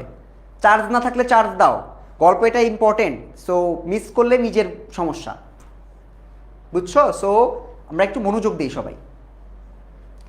শুভার মর্যাদা বুঝিত, এই জন্য সকলে শুভাকে শুভা বলিত। প্রতাপ আর একটু অতিরিক্ত আদর সংযোগ করিয়া তাকে সু ডাকিত। এটা কিন্তু MCQ এবং CQতেও আসবে। শুভাকে সু বলতো কে, কেন? শুভা তেঁতুল তলায় বসিয়া থাকিত এবং প্রতাপ অনতি দূরে, অনতি দূরে মানে হচ্ছে তোমার বেশি দূরে নয়, বেশি দূরে নয়, অনতি দূরে ছিপ ফেলিয়া জলের দিক চাহিয়া থাকিত। প্রতাপের জন্য একটি করিয়া পান বরাদ্দ ছিল, একটা করে পান খাইতো প্রতাপ। শুভা তাহা নিজেই সাজিয়া আনিত, সাজিয়া আনা মানে বানায় আনতো, পান বানায় আনা, বানিয়ে আনা, ঠিক আছে, বানিয়ে আনা। ওকে, প্রতাপের জন্য একটি করিয়া পান বরাদ্দ ছিল, শুভা প্রতিদিন একটা করে পান নিয়ে আসতো তার জন্য বানায়, এবং বোধ করি অনেকক্ষণ বসিয়া বসিয়া বসিয়া চাহিয়া ইচ্ছা করিত, মানে শুভার ইচ্ছা করত প্রতাপের কোনো একটা বিশেষ সাহায্য করিতে, মানে ও চায় একটু নোটিসড হইতে, বুঝছো? ও চায় যে পৃথিবীতে কি আমার কোনো ইম্পর্টেন্সই নাই, আমার কি কোনো ইম্পর্টেন্স নাই, মানে আমি একটু মানুষের কাজে লাগতে চাই। তো এই জন্য সে বলতেছে প্রতাপের কোনো একটা বিশেষ সাহায্য করতে তার ইচ্ছা করতো, একটা কোনো কাজে লাগিতে, কোনো মতে জানাইয়া দিতে যে এই পৃথিবীতে সেও একজন কম প্রয়োজনীয় লোক নহে। খুবই কষ্ট, দুঃখজনক কথা কিন্তু এটা কিন্তু হাসির কথা না। মানে যে মানুষটা বোবা সে ভিতরে ভিতরে ফিল করে যে আমি প্রয়োজনীয় না, আমি একটা বার্ডেন, সমাজের প্রতি বার্ডেন, সবার প্রতি বার্ডেন মনে করে না? তো শুভা এই খারাপ লাগা থেকেই চিন্তা করতো যে আমি কিছু একটা করব যাতে করে আমাকে মানুষ প্রয়োজনীয় মনে করে। কিন্তু কিছুই করিবার ছিল না। তখন সে মনে মনে বিধাতার কাছে অলৌকিক ক্ষমতা প্রার্থনা করিত, মানে কইতো আমার একটা ক্ষমতা যদি থাকতো আমি কিছু একটা করতাম। কোনো একটা মন্ত্র বলে, মানে মন্ত্র পড়ে সহসা, সহসা মানে হঠাৎ, হঠাৎ এমন একটা আশ্চর্য কাণ্ড ঘটাইতে ইচ্ছা করিত, যাহা দেখিয়া প্রতাপ আশ্চর্য হইয়া যাইত, বলিত, তাই তো, আমাদের শুভির যে এত ক্ষমতা তাহা তো জানিতাম না। মানে সে বলতেছে যে আমি এমন একটা অলৌকিক কিছু করতে চাই যাতে আমাকে দেখে সে বলে যে আমাদের শুভার যে এত ক্ষমতা তাহা তো আমি জানতাম না। বুঝছো? ওকে, মনে করো শুভা যদি জলকুমারী হইতো, মানে সে চিন্তা করতেছে, একটা রূপকথায় চলে গেছে যে আমি যদি জলকুমারী হইতাম তাহলে আস্তে আস্তে জল হইতে উঠিয়া একটা সাপের মাথার মণি ঘাটে রাখিয়া যাইতাম। মানে আমি যদি চিন্তা করতেছে আমি যদি জলকুমারী হতাম তাহলে আমি একটা সাপের মণি ঘাটে রাখতাম। প্রতাপ কি করত? তার তুচ্ছ মাছ ধরাকে রেখে সে মানিক লইয়া জলে ডুব মারিত এবং পাতালে গিয়া দেখত, পাতালে মানে হচ্ছে তোমার তলে নিচে, পাতালে গিয়া দেখিত রূপার অট্টালিকায়, কল্পনা করতেছে যে আমি যদি একটা মাছের তোমার হচ্ছে জলকুমারী হইতাম তাহলে আমি একটা মণি রাখতাম, সেই মণিটা প্রতাপ পেয়ে পানিতে ডুব দিত, ডুব দিয়ে পাতালে চলে যাইতো, পাতালে গিয়ে দেখতো যে একটা রূপার অট্টালিকা, অট্টালিকা মানে বাসায় সোনার একটা খাটে বা পালঙ্কে কে একটা বসে আছে। আমাদের বিনা কণ্ঠে বাণীকণ্ঠের ঘরের সেই বোবা মেয়ে সু, আমাদের সে সু সেই মণিদীপ্ত বা মণির আলোয় আলোকিত, মণির আলোয় আলোকিত গভীর নিস্তব্ধ পাতালপুরীর একমাত্র রাজকন্যা। তাকে তার মানে এখানে শুভা চিন্তা করতেছে যে আমি একটা মণি যদি ফেলাই দিতাম, তাকে দিতাম, সে মণিটা পেয়ে ডুব দিত, ডুব দিয়ে নিচে এসে দেখতো যে শুভা বসে আছে পালঙ্কের উপর, এবং সে চিন্তা করতো আমাদের বাণীকণ্ঠের মেয়ে, আমাদের বাণীকণ্ঠের মেয়ে সে হচ্ছে একমাত্র রাজকন্যা। তাহা কি হইতে পারিত না? এটা কি হইতে পারতো না? সে চিন্তা করতেছে, এটা রূপকথা, এটা কি হইতে পারতো না? তাহা কি এতই অসম্ভব? আসলে কিছুই অসম্ভব নয়,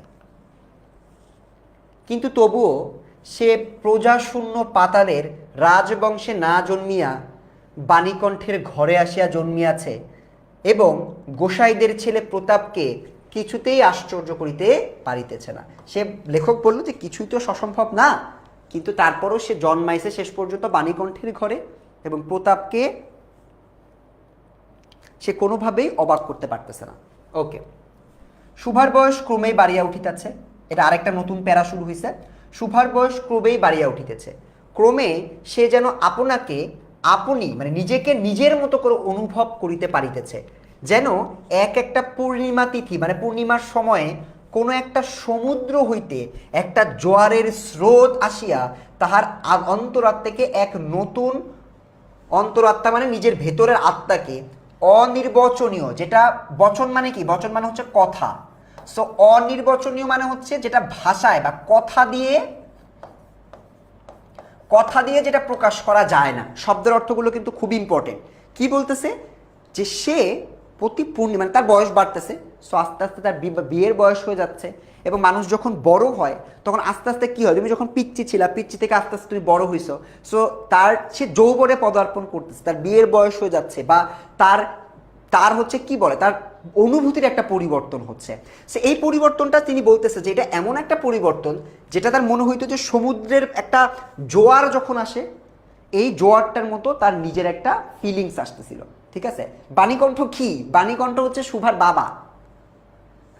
বাবার নাম হচ্ছে বাণীকণ্ঠ। তো সেরকম একটা ফিল করতে পারতো অন্তরাত্মাকে, যেটা মুখে ব্যাখ্যা করা যায় না, এরকম একটা চেতনা শক্তি বা ফিলিংস, ঠিক আছে, এরকম একটা জিনিস তাকে পরিপূর্ণ করে তুলে দিচ্ছে। অর্থাৎ বয়স চেঞ্জের সাথে সাথে তার যখন যৌবন আসছিল বা তার যৌবনের সময় সে যখন পদার্পণ করছিল, এই যৌবনের সময়টাতে তার যে বিয়ের বয়স হয়ে যাচ্ছে, সে এই ফিলিংসটা নিজের মধ্যে সে ফিল করতে পারতেছিল। ঠিক আছে, ওকে। সে আপনাকে বা সে নিজেকে নিজেই দেখছে এবং ভাবছে, প্রশ্ন করছে এবং বুঝতে পারছে না, মানে সে এই পরিস্থিতিটাকে বুঝতে পারতেছে না। গভীর পূর্ণিমা রাত্রে সে একদিন ধীরে শয়নগৃহে মানে শোবার ঘরে,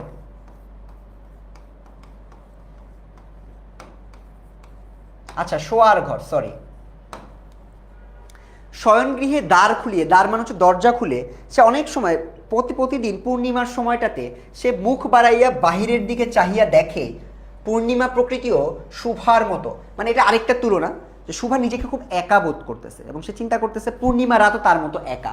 সো পূর্ণিমা প্রকৃতিতে শুভার মতো একাকিনী, পূর্ণিমাও তার মতো একাকিনী, সুপ্ত জগতের উপর মানে ঘুমন্ত জগতের উপর জাগিয়া বসিয়া যৌবনের রহস্য, এই যে একটা রহস্য, তার একটা পরিবর্তন আসতেছে তার মনের মধ্যে, সেই মনের পরিবর্তনটা একটা আনন্দ দেয়, পুলক দেয়, একটা মন খারাপ দেয়, বিষাদ দেয়, অসীম একটা নির্জনতা মানে নিরিবিলি একটা পরিস্থিতি দেয় একেবারে শেষ সীমা পর্যন্ত, এমনকি তাহা অতিক্রম করিয়াও থমথম করিতেছে, একটি কথা কহিতে পারিতেছে না। তার মানে এই পুরা লাইনটার অর্থ হচ্ছে, এখানে লেখক বোঝানোর চেষ্টা করছে যে তার যে পরিবর্তনগুলো হচ্ছে, সে যে অনুভূতিগুলো ফিল করতেছে, এই অনুভূতিগুলো সে কোনোভাবে ব্যাখ্যা করতে পারতেছে না, এবং এটা কখনো কখনো আনন্দ, কখনো কখনো বিষাদ, একটা নির্জনতম একটা পরিবেশ সৃষ্টি করতেছে, এবং নির্জনতারও এমন অবস্থা যে নির্জনতারও পার করে চলে গেছে, তার থেকেও এক্সট্রিম নীরবতা, বুঝছো?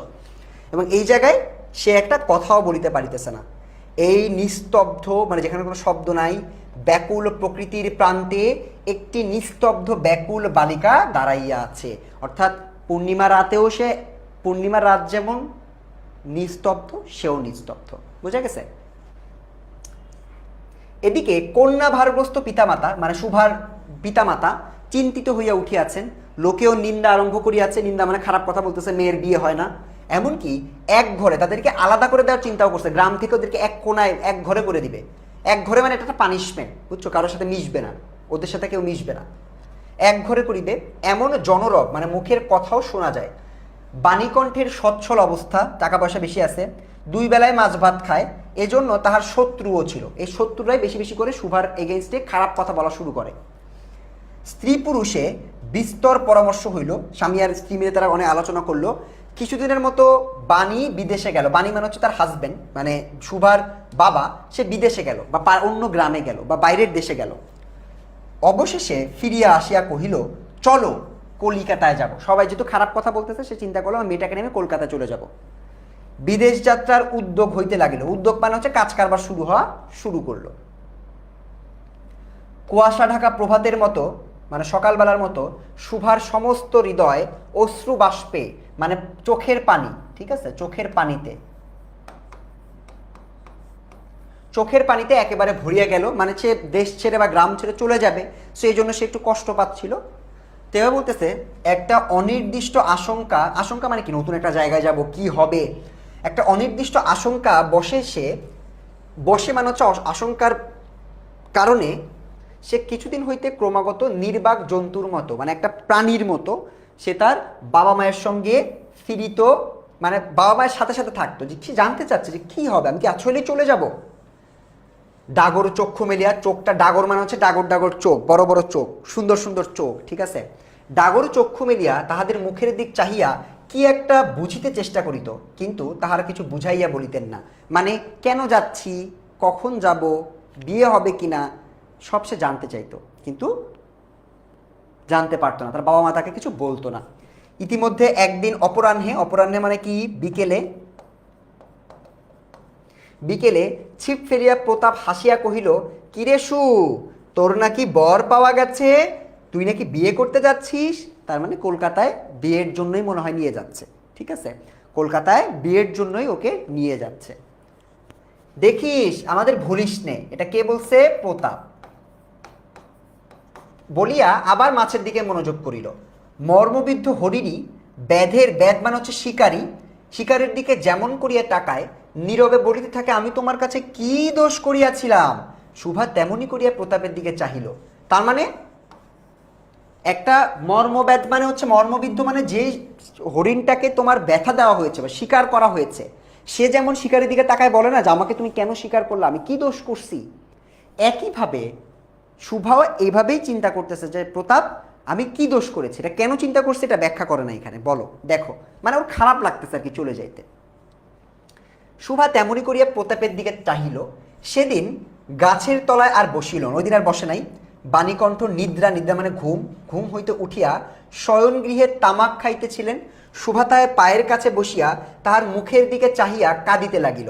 অবশেষে তাহাকে সান্ত্বনা দিতে গিয়া বাণীকণ্ঠের শুষ্ক কপল মানে হচ্ছে গাল, শুষ্ক কপল অশ্রু গড়াইয়া পড়িল, মানে সে তার বাবার কাছে গিয়ে কান্নাকাটি করতেছিল শুভা, যে আমি যেতে চাই না, ঠিক আছে, আমি যেতে চাই না। সে যেতে চায় না দেখেই তার বাবা পরে কষ্ট পায় যে আমার বোবা মেয়েটা কাঁদতেছে, বাবাও কান্না শুরু করে। কাল কলিকাতায় যাইবার দিন, আস্তে আস্তে দিন চলে আসলো। শুভা গোয়াল ঘরে তাহার বাল্য সখীদের কাছে বিদায় নিতে গেল। দুইটা গাভী তাহাদিগকে সহস্তে মানে নিজের হাতে খাওয়াইয়া গলা ধরিয়া একবার দুইবার চোখে যত পারে কথা ভুরিয়া তাহাদের মুখের দিকে চাইল, মানে যত পারে সে চোখ দিয়ে কথা বললো, ওদের সাথে চলে যাচ্ছে বিদায় বেলায়। দুই নেত্রপল্লব, নেত্রপল্লব নেত্র মানে চোখ, ঠিক আছে, চোখের পাতা, চোখের পাতা হইতে টপ টপ করিয়া, নেত্র মানে কিন্তু চোখ, ঠিক আছে, নেত্রপল্লব হইতে টপ টপ করিয়া অশ্রুজল পড়িতে লাগিল, চোখের পানিটা টপ টপ করে পড়তে লাগলো। সেদিন শুক্লা দ্বাদশীর রাতে, এটা মানে হচ্ছে তোমার 12তম দিন, চাঁদের 12তম দিন, সেদিন শুক্লা দ্বাদশীর রাত্রি, আরেক দিনের কথা বলতেছে। শুভা শয়ন গৃহ হইতে বাহির হইয়া, মানে সে তখন ঘর থেকে বের হয়ে গেছে, বের হয়ে তাহার সেই চিরপরিচিত নদী তটে মানে নদীর পারে স্বল্প শয্যায়, মানে পুরা ঘুম না, অল্প, ঠিক আছে, মানে পুরা ঘুম না, ঘুম ঘুম একটা ভাব, অল্প শয্যায় বা স্বল্প শয্যায় লুটাইয়া পড়িল, মানে বাবার সাথে কনভারসেশন হয়েছে যে চলে যেতে হবে, যাওয়ার আগের দিন রাত্রেবেলা, শুক্লা দ্বাদশীর দিন, মানে চাঁদ উঠছে 12তম দিন এরকম। তো এই দিন সে হঠাৎ করে বের হইল, যে চিরচেনা নদীটা আছে নদীর কাছে গেল, গিয়ে সে ওখানে শুয়ে পড়লো মাটির উপর, ঘাসের উপর, মানে তার চেনা জায়গায়, ঠিক আছে। যেন ধরণীকে এই প্রকাণ্ড মুখ, মুখ মানে বধির বা যে কথা বলতে পারে না, ধরণী মানে হচ্ছে পৃথিবী, যেন এই পৃথিবীকে, এই প্রকাণ্ড নির্বাক যে কথা বলতে পারে না এরকম মানবতাকে দুই বাহুতে ধরিয়া বলিতে চায়, মানে ওর পুরো শহরটাকে বা পুরো প্রকৃতিটাকে ও দুই হাতে জড়ায় ধরে কল্পনা করে বলতে চায়, তুমি আমাকে যাইতে দিও না মা। মা মানে হচ্ছে এখানে তার গ্রাম। আমার মতো দুটি বাহু বাড়াইয়া তুমিও আমাকে ধরিয়া রাখো। তো তোমাদের এই বইতে কিন্তু শুভার টানটা, ভালোবাসাটা পুরাটাই তার গ্রামের প্রতি দেওয়া হয়েছে। এটা সংক্ষেপিত। এটা নিয়ে শাকিব খান আর পূর্ণিমার একটা মুভিও আছে, তোমরা চাইলে শুভার এই মুভিটাও দেখে ফেলতে পারো, নাটক আছে, নাটকগুলো দেখতে পারো। বলো, এটা ছিল পুরো গল্প। শুভাকে আদৌ গেছে কিনা নাকি যায় নাই, এটা এই গল্পে তোমাদের এই প্রশ্নে দেওয়া নাই, বাট তোমরা একটু আমাকে বলো যে লিমন ভাইয়া গল্পটা বুঝাইছে সবাই ক্লিয়ার কিনা। শুভা গল্পের প্রতিটা শব্দ থেকে শব্দ কিন্তু আমরা পড়ছি, ক্লিয়ার সবার?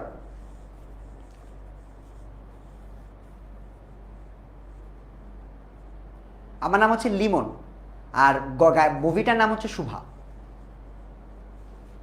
All clear? শুভা, সবাই শুভা নাটক লিখে সার্চ করলেই পাবা, শুভা মুভি লিখে সার্চ করলেই পাবা। নায়ক হচ্ছে কি জানি শাকিব খানই আছে মনে হয়, শাকিব খান এবং পূর্ণিমার। আমি তোমার এই মুভিটার কালকেই ইউটিউবে একবার দেখছি, মানে মুভিটা দেখি নাই, পোস্টারটা দেখছি। বেস্ট, শহীদ বলতেছে বেস্ট বেস্ট, পুরা গল্প ক্লিয়ার। ওকে, আমার 9-এর স্টুডেন্ট যারা আসো, আগে পুরানো 9-এ ছিল যারা, তারা বলতে পারবা। অভিপ্রায় মানে হচ্ছে ইচ্ছা প্রকাশ। ইয়েস, লিমন ভাইয়া always clear, very good, super duper. Okay, চলো এবার কবি পরিচিতিতে চলে যাই। আচ্ছা, একটা ইম্পর্টেন্ট ইনফরমেশন, এটা গল্পগুচ্ছ থেকে সংকলিত, এটা এমসিকিউর জন্য আসে। এই যে শুভা গল্পটা, এটা তোমার হচ্ছে গল্পগুচ্ছ থেকে সংরক্ষিত হয়েছে। পাঠ পরিচিতিটা পড়ার দরকার নাই, এটা তো আমরা গল্প অলরেডি পড়ে ফেলছি। এবার আসো আমরা লেখক পরিচিতি পড়ে ফেলি ছোট করে। তো লেখক নিয়ে যত কথা, এটা লিখেছে রবীন্দ্রনাথ ঠাকুর। রবীন্দ্রনাথ ঠাকুরের জন্ম মৃত্যু যা যা আছে, এই প্রত্যেকটা জিনিস কিন্তু তোমার অ্যাডমিশন পর্যন্ত কাজে লাগবে। যেখানে বাংলা সাহিত্য, এখানেই রবীন্দ্রনাথ। সো রবীন্দ্রনাথের এগুলা ভাই মুখস্থ করে ফেলতে হবে। 1861 সালে সে জন্মগ্রহণ করে, ঠিক আছে, এবং 1268 সালে, এটা হচ্ছে বঙ্গাব্দ, বুঝছো?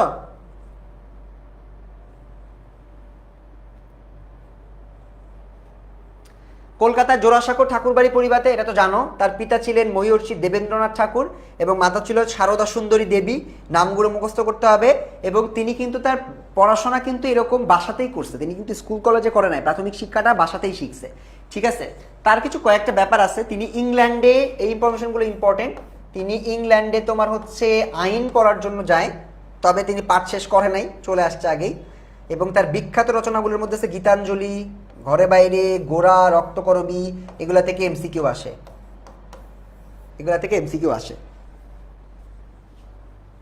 শাল মনে না থাকলে একটা কাগজ নাও, কাগজের শালগুলো লিখো, টেবিলের সামনে টানায় রাখো, 1 সপ্তাহ করে এক একটা টানবা, ঠিক আছে?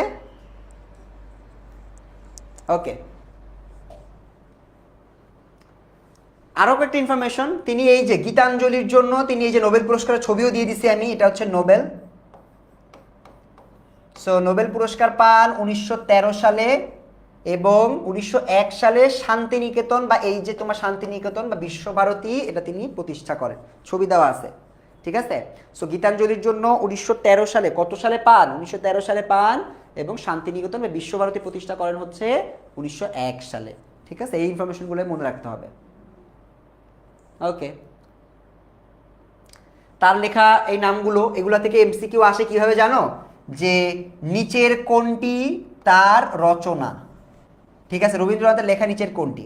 মারা যায় হচ্ছে 1941 সালের 7ই আগস্ট, এই ডেটটা এমসিকিউতে আসে, এমসিকিউতে এটা আসে 7ই আগস্ট। আর এই নামগুলো একবার পড়তে হবে, একবার দুইবার পাঁচবার পড়লে তোমার এটা মনে হয়ে যাবে। যেমন মানসী, সোনার তরী, চিত্রা, কল্পনা, খনিকা, বলাকা, পুনশ্চ, চোখের বালি, গোরা, ঘরে বাইরে। এটার জন্য তোমরা চেষ্টা করবা কি, এগুলা প্রতি একটা কাগজে লিখবা, লিখে উপরে লিখবা রবীন্দ্রনাথ, টানায় রাখবা তোমার টেবিলের সামনে, 10 দিন রাখবা, 10 দিন, 10 দিন পর খুলে ফেলো। 10 দিন যদি এটা তোমার চোখের সামনে থাকে, মুখস্থ হয়ে যাবে। ওকে, আমরা কিছু জ্ঞানমূলক প্রশ্ন একটু প্র্যাকটিস করি। জ্ঞানমূলক প্রশ্ন আমার সাথে সবাই একটু প্র্যাকটিস করো, দেখো এগুলো তোমরা পাবা কিনা, ঠিক আছে?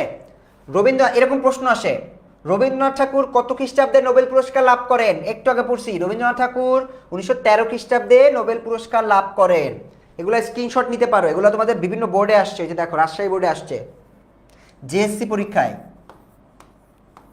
সরি এসএসসি পরীক্ষায়, জেএসসি বলতেছে এসএসসি, আমি ক্লাস 8-এরও ক্লাস নেই তো, বাংলা ক্লাস, সো ওরা ওদের করতে করতে তোমার জেএসসি লিখে ফেলতেছে, এসএসসি পরীক্ষায় আসছে। শুভা গল্পে পিতামাত্রার নীরব হৃদয়ভারের মতো বিরাজ করছে কে? শুভা। কে? শুভা, এই যে শুভা। শুভার বাবার নাম কি? এই যে বাবার নাম থেকেও প্রশ্ন আসে, এটা হচ্ছে শামসুল হক খান স্কুলে আসছে, শুভার বাবার নাম হচ্ছে বাণীকণ্ঠ। পারতা? এগুলো সবাই পারবা? পোল নাই, ফেসবুকে তো পোল দেওয়া যায় না, কিসের পোল? চলো পরেরটাই যাই।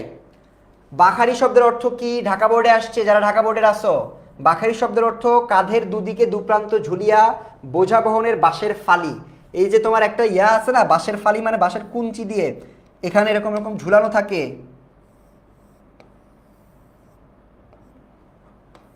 এই যেটা হচ্ছে তোমার, বুঝছো? এখানে একটা মানুষ থাকে,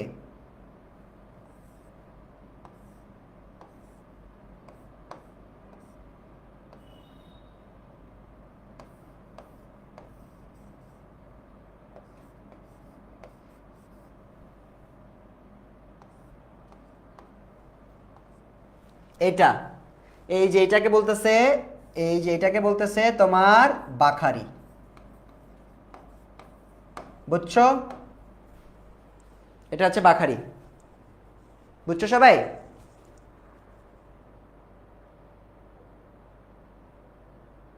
ইয়েস, সেটা হচ্ছে বাখারি। বাবা মায়ের কোন আয়োজন দেখে শুভার হৃদয়ে বিয়ের আয়োজন বা কলকাতা যাওয়ার আয়োজন, বিদেশ যাত্রার আয়োজন, এটাও পারবো। শুভা দিনে কয়বার গোয়াল ঘরে যেত? 3 বার যাইতো নিয়মিত, আর অনিয়মিত যাইতো কয়েকবার, যখন মন খারাপ থাকতো। এটার উত্তর দেওয়া নাই, এটা লাস্টেরটার উত্তর দেওয়া আছে, এটা হচ্ছে 3 বার, 3 বার। ওকে, এটা তোমরা পারতা না? ওকে, পরেরটাই যাই। শুভা গল্প কাকে অকর্মণ্য বলা হয়েছে? প্রতাপকে, প্রতাপকে বলা হয়েছে অকর্মণ্য, এটা আমরা পারি। প্রতাপের প্রধান শখ কি ছিল? মাছ ধরা, এটা আমরা জানি, মাছ ধরা। প্রতাপ শুভাকে কি বলে ডাকতো?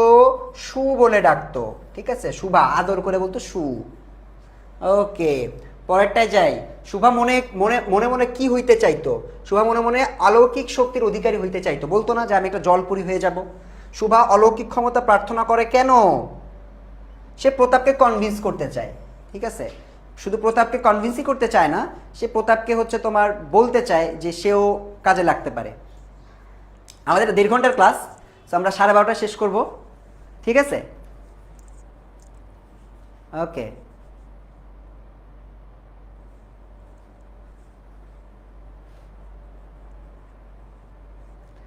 ঠিক আছে, শফিক ভাইদেরকে শিখাই দিব। ওকে, সো আমাদের মোটামুটি 12 নাম্বার, জলকুমারী হলে কি করতো? সে জলকুমারী হলে সাপের মাথার মণি এনে প্রতাপকে কনভিন্স করতো, ঠিক আছে? সাপের মাথার মণি এনে সে প্রতাপকে কনভিন্স করতে চাইতো। বাদ। ওকে, এবার আসো এমসিকিউ প্র্যাকটিস করি। দেখি তো 10টার মধ্যে কয়টা পারো তোমরা,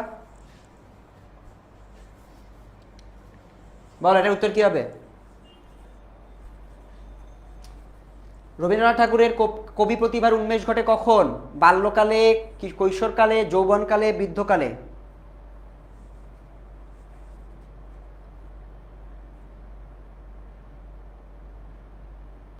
সবাই অনেক ভালোভাবে বুঝছে বলতেছে, ভেরি গুড।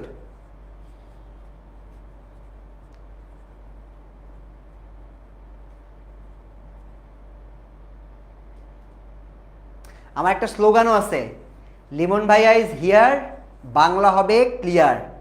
বুঝছো, এটা আমার ক্লাস 8 স্টুডেন্টরা বলে। সো ইয়েস, আমার আগের 9 স্টুডেন্ট যারা আছে এরাও বলতেছে ভাইয়া বাংলা ক্লিয়ার হয়েছে। সেটার কারেক্ট অ্যান্সার কি? এটা কারেক্ট অ্যান্সার হচ্ছে তার বাল্যকালেই তার এই কবি প্রতিভার উন্মেষটা ঘটে যায়, ঠিক আছে? বাল্যকালেই উন্মেষটা ঘটে যায়। ওকে, সেকেন্ড প্রশ্ন, এশীয়দের মধ্যে প্রথম সাহিত্যে নোবেল পুরস্কার লাভ করেন কে? এটা হচ্ছে রবীন্দ্রনাথ ঠাকুর। এটা তো বোঝাই যাচ্ছে, যেহেতু রবীন্দ্রনাথ ঠাকুর আমরা পড়ছি। এটা মনে রাখো, প্রথম সাহিত্যে নোবেল পুরস্কার পান তোমার রবীন্দ্রনাথ ঠাকুর, ঠিক আছে? কারেক্ট অ্যান্সার হচ্ছে রবীন্দ্রনাথ ঠাকুর। 3 নাম্বারে যাই, কত তারিখে মারা যান?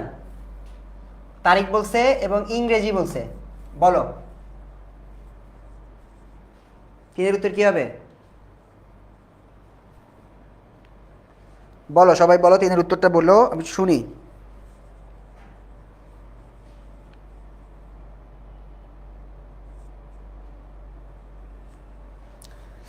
তিনের উত্তরটা কি হবে একটু শুনি, সবাই বলো।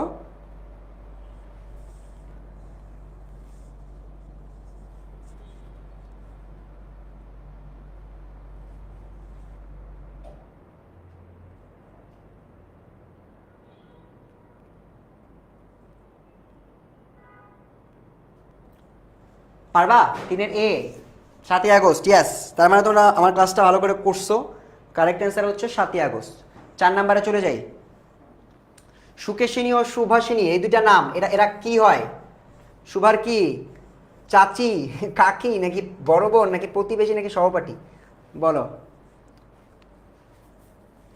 আমরা কিন্তু বাংলা বই, তোমরা যে আজকে কি সলভ করলা তোমরা নিজেরাও জানো না। বাংলা বইয়ের একদম মোস্ট ইম্পর্টেন্ট আমার মনে হয় এই গল্পটা, মানে one of the most important গল্প যেটা আমরা আজকে পড়ে ফেলছি। এবং ইন্টারনেটে এই গল্প সম্পর্কে দারুণ ব্যাখ্যা কোথাওই তেমন একটা নাই, সব জায়গায় একটু একটু করে বাদ আছে, অল্প অল্প দেওয়া। কেউ কেউ লাইনের ব্যাখ্যাগুলো প্রপারলি দেয় নাই, ঠিক আছে? অনেক ভুলভাল ব্যাখ্যা দিয়ে রাখছে। সো আজকে কিন্তু আমরা একদম ইম্পর্টেন্ট কবিতাটা, গল্পটা একদম লাইন বাই লাইন ভাই সব পড়ে ফেলছি। ইউ গাইজ আর লাকি যে তোমরা এই কোর্সে এটা পেয়েছো। বড় বোন, হ্যাঁ 4-এর এ, বড় বোন, এই দুইটা হচ্ছে তার বড় বোন যাদের বিয়ে হয়ে গেছে। বিয়ে ডান, বলো না ফার্স্ট সেহেরি ডান, তো ওদেরও বিয়ে ডান, বিয়ে হয়ে গেছে। 5 নাম্বারে যাই, রবীন্দ্রনাথ ঠাকুরের রচিত গ্রন্থ কোনটি? বিচিত্র প্রবন্ধ, আরণ্যক, পদ্মরাগ, যুগবাণী? না, এটা তো না, যুগবাণী তো একদমই না। এটা মনে হয় তোমার এখানে খুঁজে বের করতে হবে। এগুলা নজরুলের লেখা এবং রবীন্দ্রনাথ লেখার মধ্যে কিন্তু অনেকে গোলায় ফেলে। সো 5-এর কি হবে বলো, বলো। কাইফ ভাইকে মিস করার কিছু নাই, কাইফ ভাইয়ের ক্লাসও পাবা, লিমন ভাইয়ের ক্লাসও পাবা। সেগুলা দিজ আর ওয়ার্ডস যেগুলো তোমার আপাতত কাজে লাগবে না, বিকজ আছে, তারা মিস করার কিছু নাই, তারা সবাই ক্লাস নিবে, ঠিক আছে? Don't worry. 5-এর ক বলতেছো, ইয়াস 5-এর ক হচ্ছে কারেক্ট অ্যান্সার, বিচিত্র প্রবন্ধ। এটা হচ্ছে ভাইয়া রবীন্দ্রনাথ ঠাকুরের রচিত একটা গ্রন্থ। 6 নাম্বার, শুভা গল্পে উল্লেখিত গভীর নিস্তব্ধ পাতালপুরী কেমন? ঝিল্লির অপূর্ণ, তরুচ্ছায়া ঘন, মণিদীপ্ত, বিষাদশান্ত? এটা কোথায় কখন বলছিল বলো তো? যখন সে কল্পনা করতেছিল। যে পাতালপুরীতে যাবে সে হচ্ছে জল কি জানি বললাম, জল কি জানি, জলকন্যা। তখন কি চিন্তা করছিল? ঝিল্লির অপূর্ণত পরিবেশের ব্যাখ্যা করার সময় বলছিল, সেটা হবে না। তরুচ্ছায়া ঘন, পাতালটা তো মাটির নিচে, তখন গাছ কোথায় আসবে? সো এটাও হবে না। মণিদীপ্ত অথবা বিষাদশান্ত। বিষাদশান্ত এটা এই ওয়ার্ডটা পড়ছিলাম কখন জানো? ওই যে তখন সে গাভীদের কাছে যাইতো মন খারাপ হলে। সো এটাও না। কারেক্ট আনসার হচ্ছে কি? মণিদীপ্ত। 6 গ। দেখছো যারা ভুল লিখছো তারা মনোযোগ দাও নাই, তার মানে গ হবে। ইয়েস। সাথে চলে যাই। মধ্যাহ্নে মাঝিরা কোথায় যেত? মধ্যাহ্নে মাঝিরা ঘুমোতে যেত, খাবার খেতে যেত, মাছ ধরতে যেত, বিশ্রাম নিতে যেত। 4টাই তো হবে মনে হচ্ছে, কিন্তু মাঝিদের ক্ষেত্রে একটা এক্সক্লুসিভ অ্যান্সার ছিল। কি হবে সেটা? একজন ঘুমাইতে যেত বলছে, একজন মাছ ধরতে যেত বলছে, একজন এক এক রকম বলছে। সো কারেক্ট অ্যান্সার কি বলো?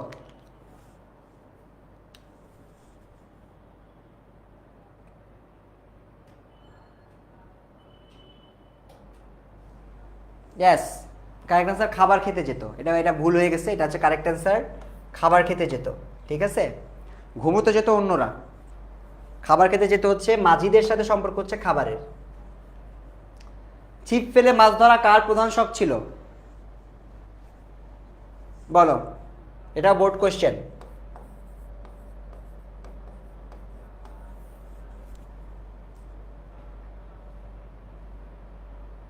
এটা হচ্ছে প্রতাপের, এটা তো আমরা জানি, এটাতে টাইম দেওয়ার কোনো দরকার নেই।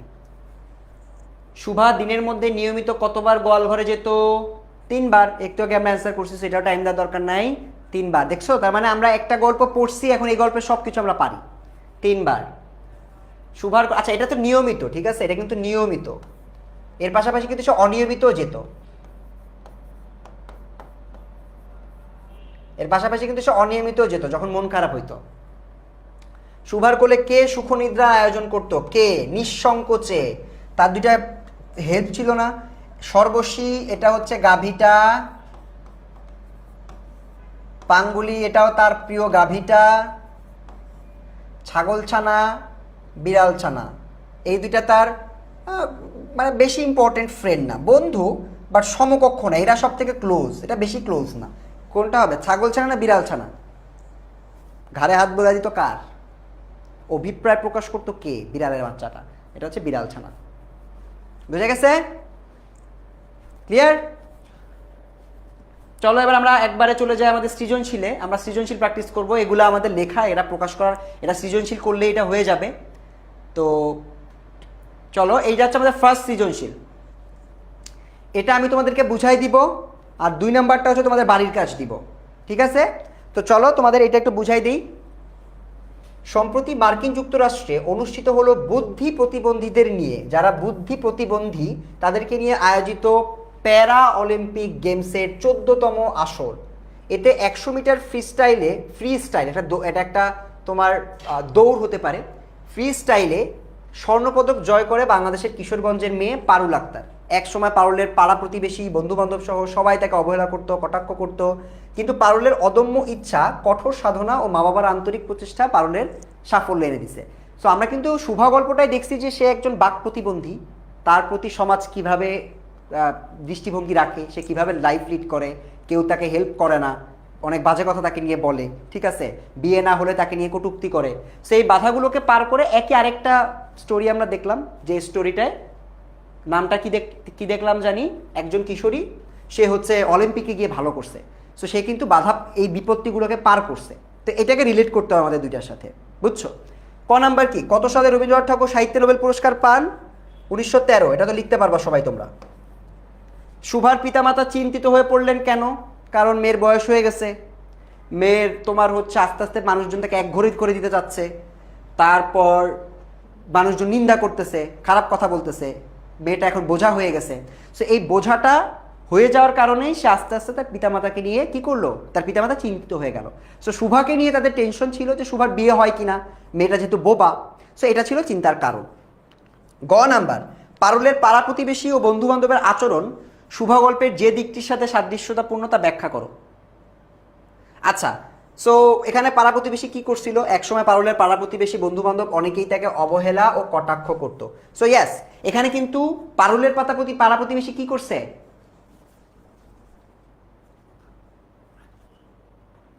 সো পাড়া প্রতিবেশী এখানে দেখো তাকে বুলি করছে। হ্যাঁ, পাড়া প্রতিবেশী শয়তান। সো তাকে বুলি করতো যে তুমি পারবা না, তুমি একটা প্রতিবন্ধী। আমাদের এলাকায় যারা খারাপ স্টুডেন্ট, যারা খারাপ থাকে মানুষ, তারা কিন্তু এরকম প্রতিবন্ধীদেরকে বুলি করতো। তো পারুলের এই ফ্রেন্ডদের সাথে শুভার যে প্রতিবেশী, তাদের কি মিল আছে? তাদের কি মিল আছে? আছে তো। ওই যে কিছু কিছু মানুষ তাদেরকে কটাক্ষ করতো না, নিন্দা করতো না। তার যে গাভী ফ্রেন্ড দুইটা, গাভী ফ্রেন্ড, একটা বিড়াল, একটা ছাগল এবং প্রতাপ, এই কয়জন ছাড়া বাকি সবাই তাকে বুলি করতো না। সেখানে কিন্তু মিল আছে, সেইটা তোমাদের এখানে লিখতে হবে। এবার আসো ঘ নাম্বার। সাদৃশ্য থাকলেও শুভা পারুলের মতো হতে পারলো না, এটা তোমরাই বলতে পারতেছো। শুভার কি বিয়ে হয়ে যায় না? পরবর্তীতে সে কলকাতা চলে যায়। সে কি ওই বুলিগুলাকে ওভারকাম করতে পারছিল? কিন্তু পারুল কিন্তু মার্কিন যুক্তরাষ্ট্রে গিয়ে অলিম্পিকে পার্টিসিপেট করে সাকসেসফুল হয়েছে।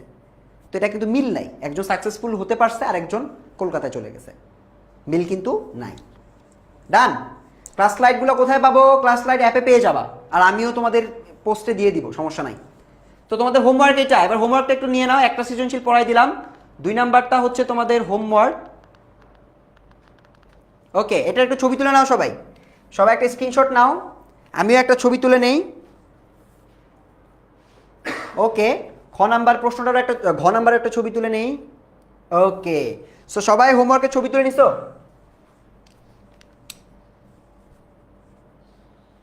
তুলছো সবাই? আমি ছড়ে দাঁড়াই।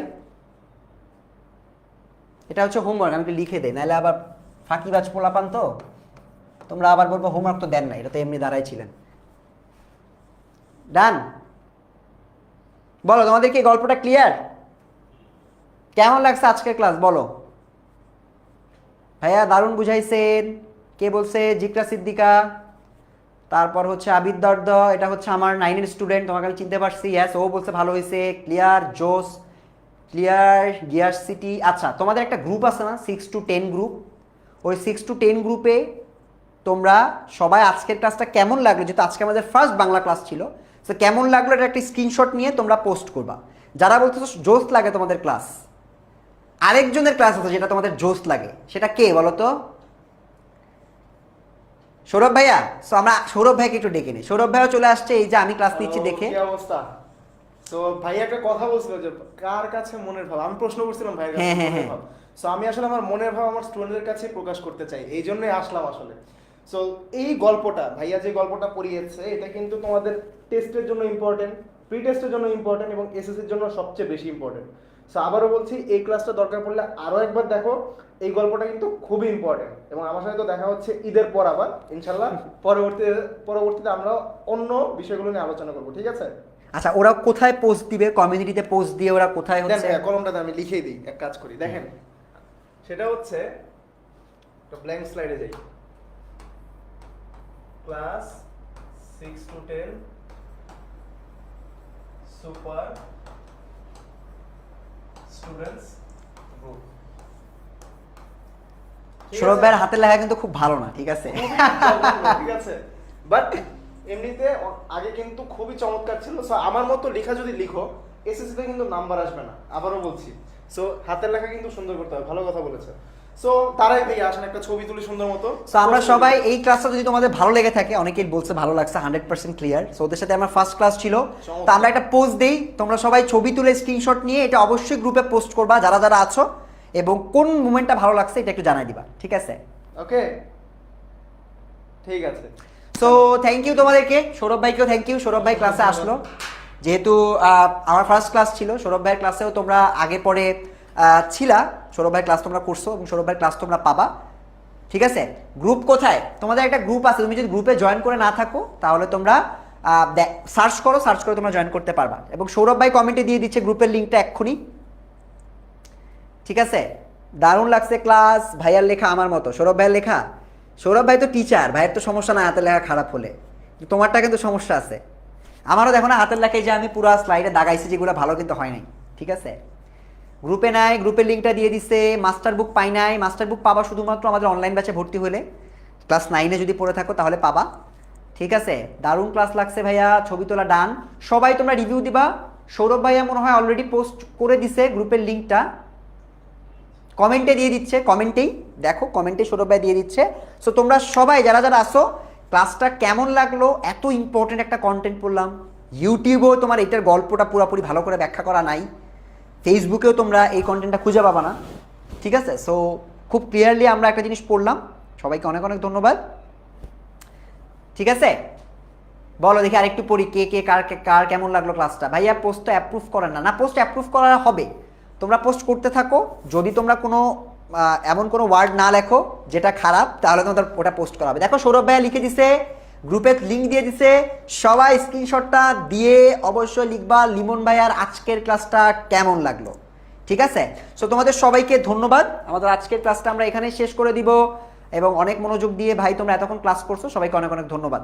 ঠিক আছে, আজকের ক্লাসটা এই পর্যন্ত। আশা করছি দেখা হবে আগামী ক্লাসে। হোমওয়ার্ক সাবমিট করে দিবা সবাই, আমি পোস্ট করে দিব না। ওকে, আল্লাহ হাফেজ।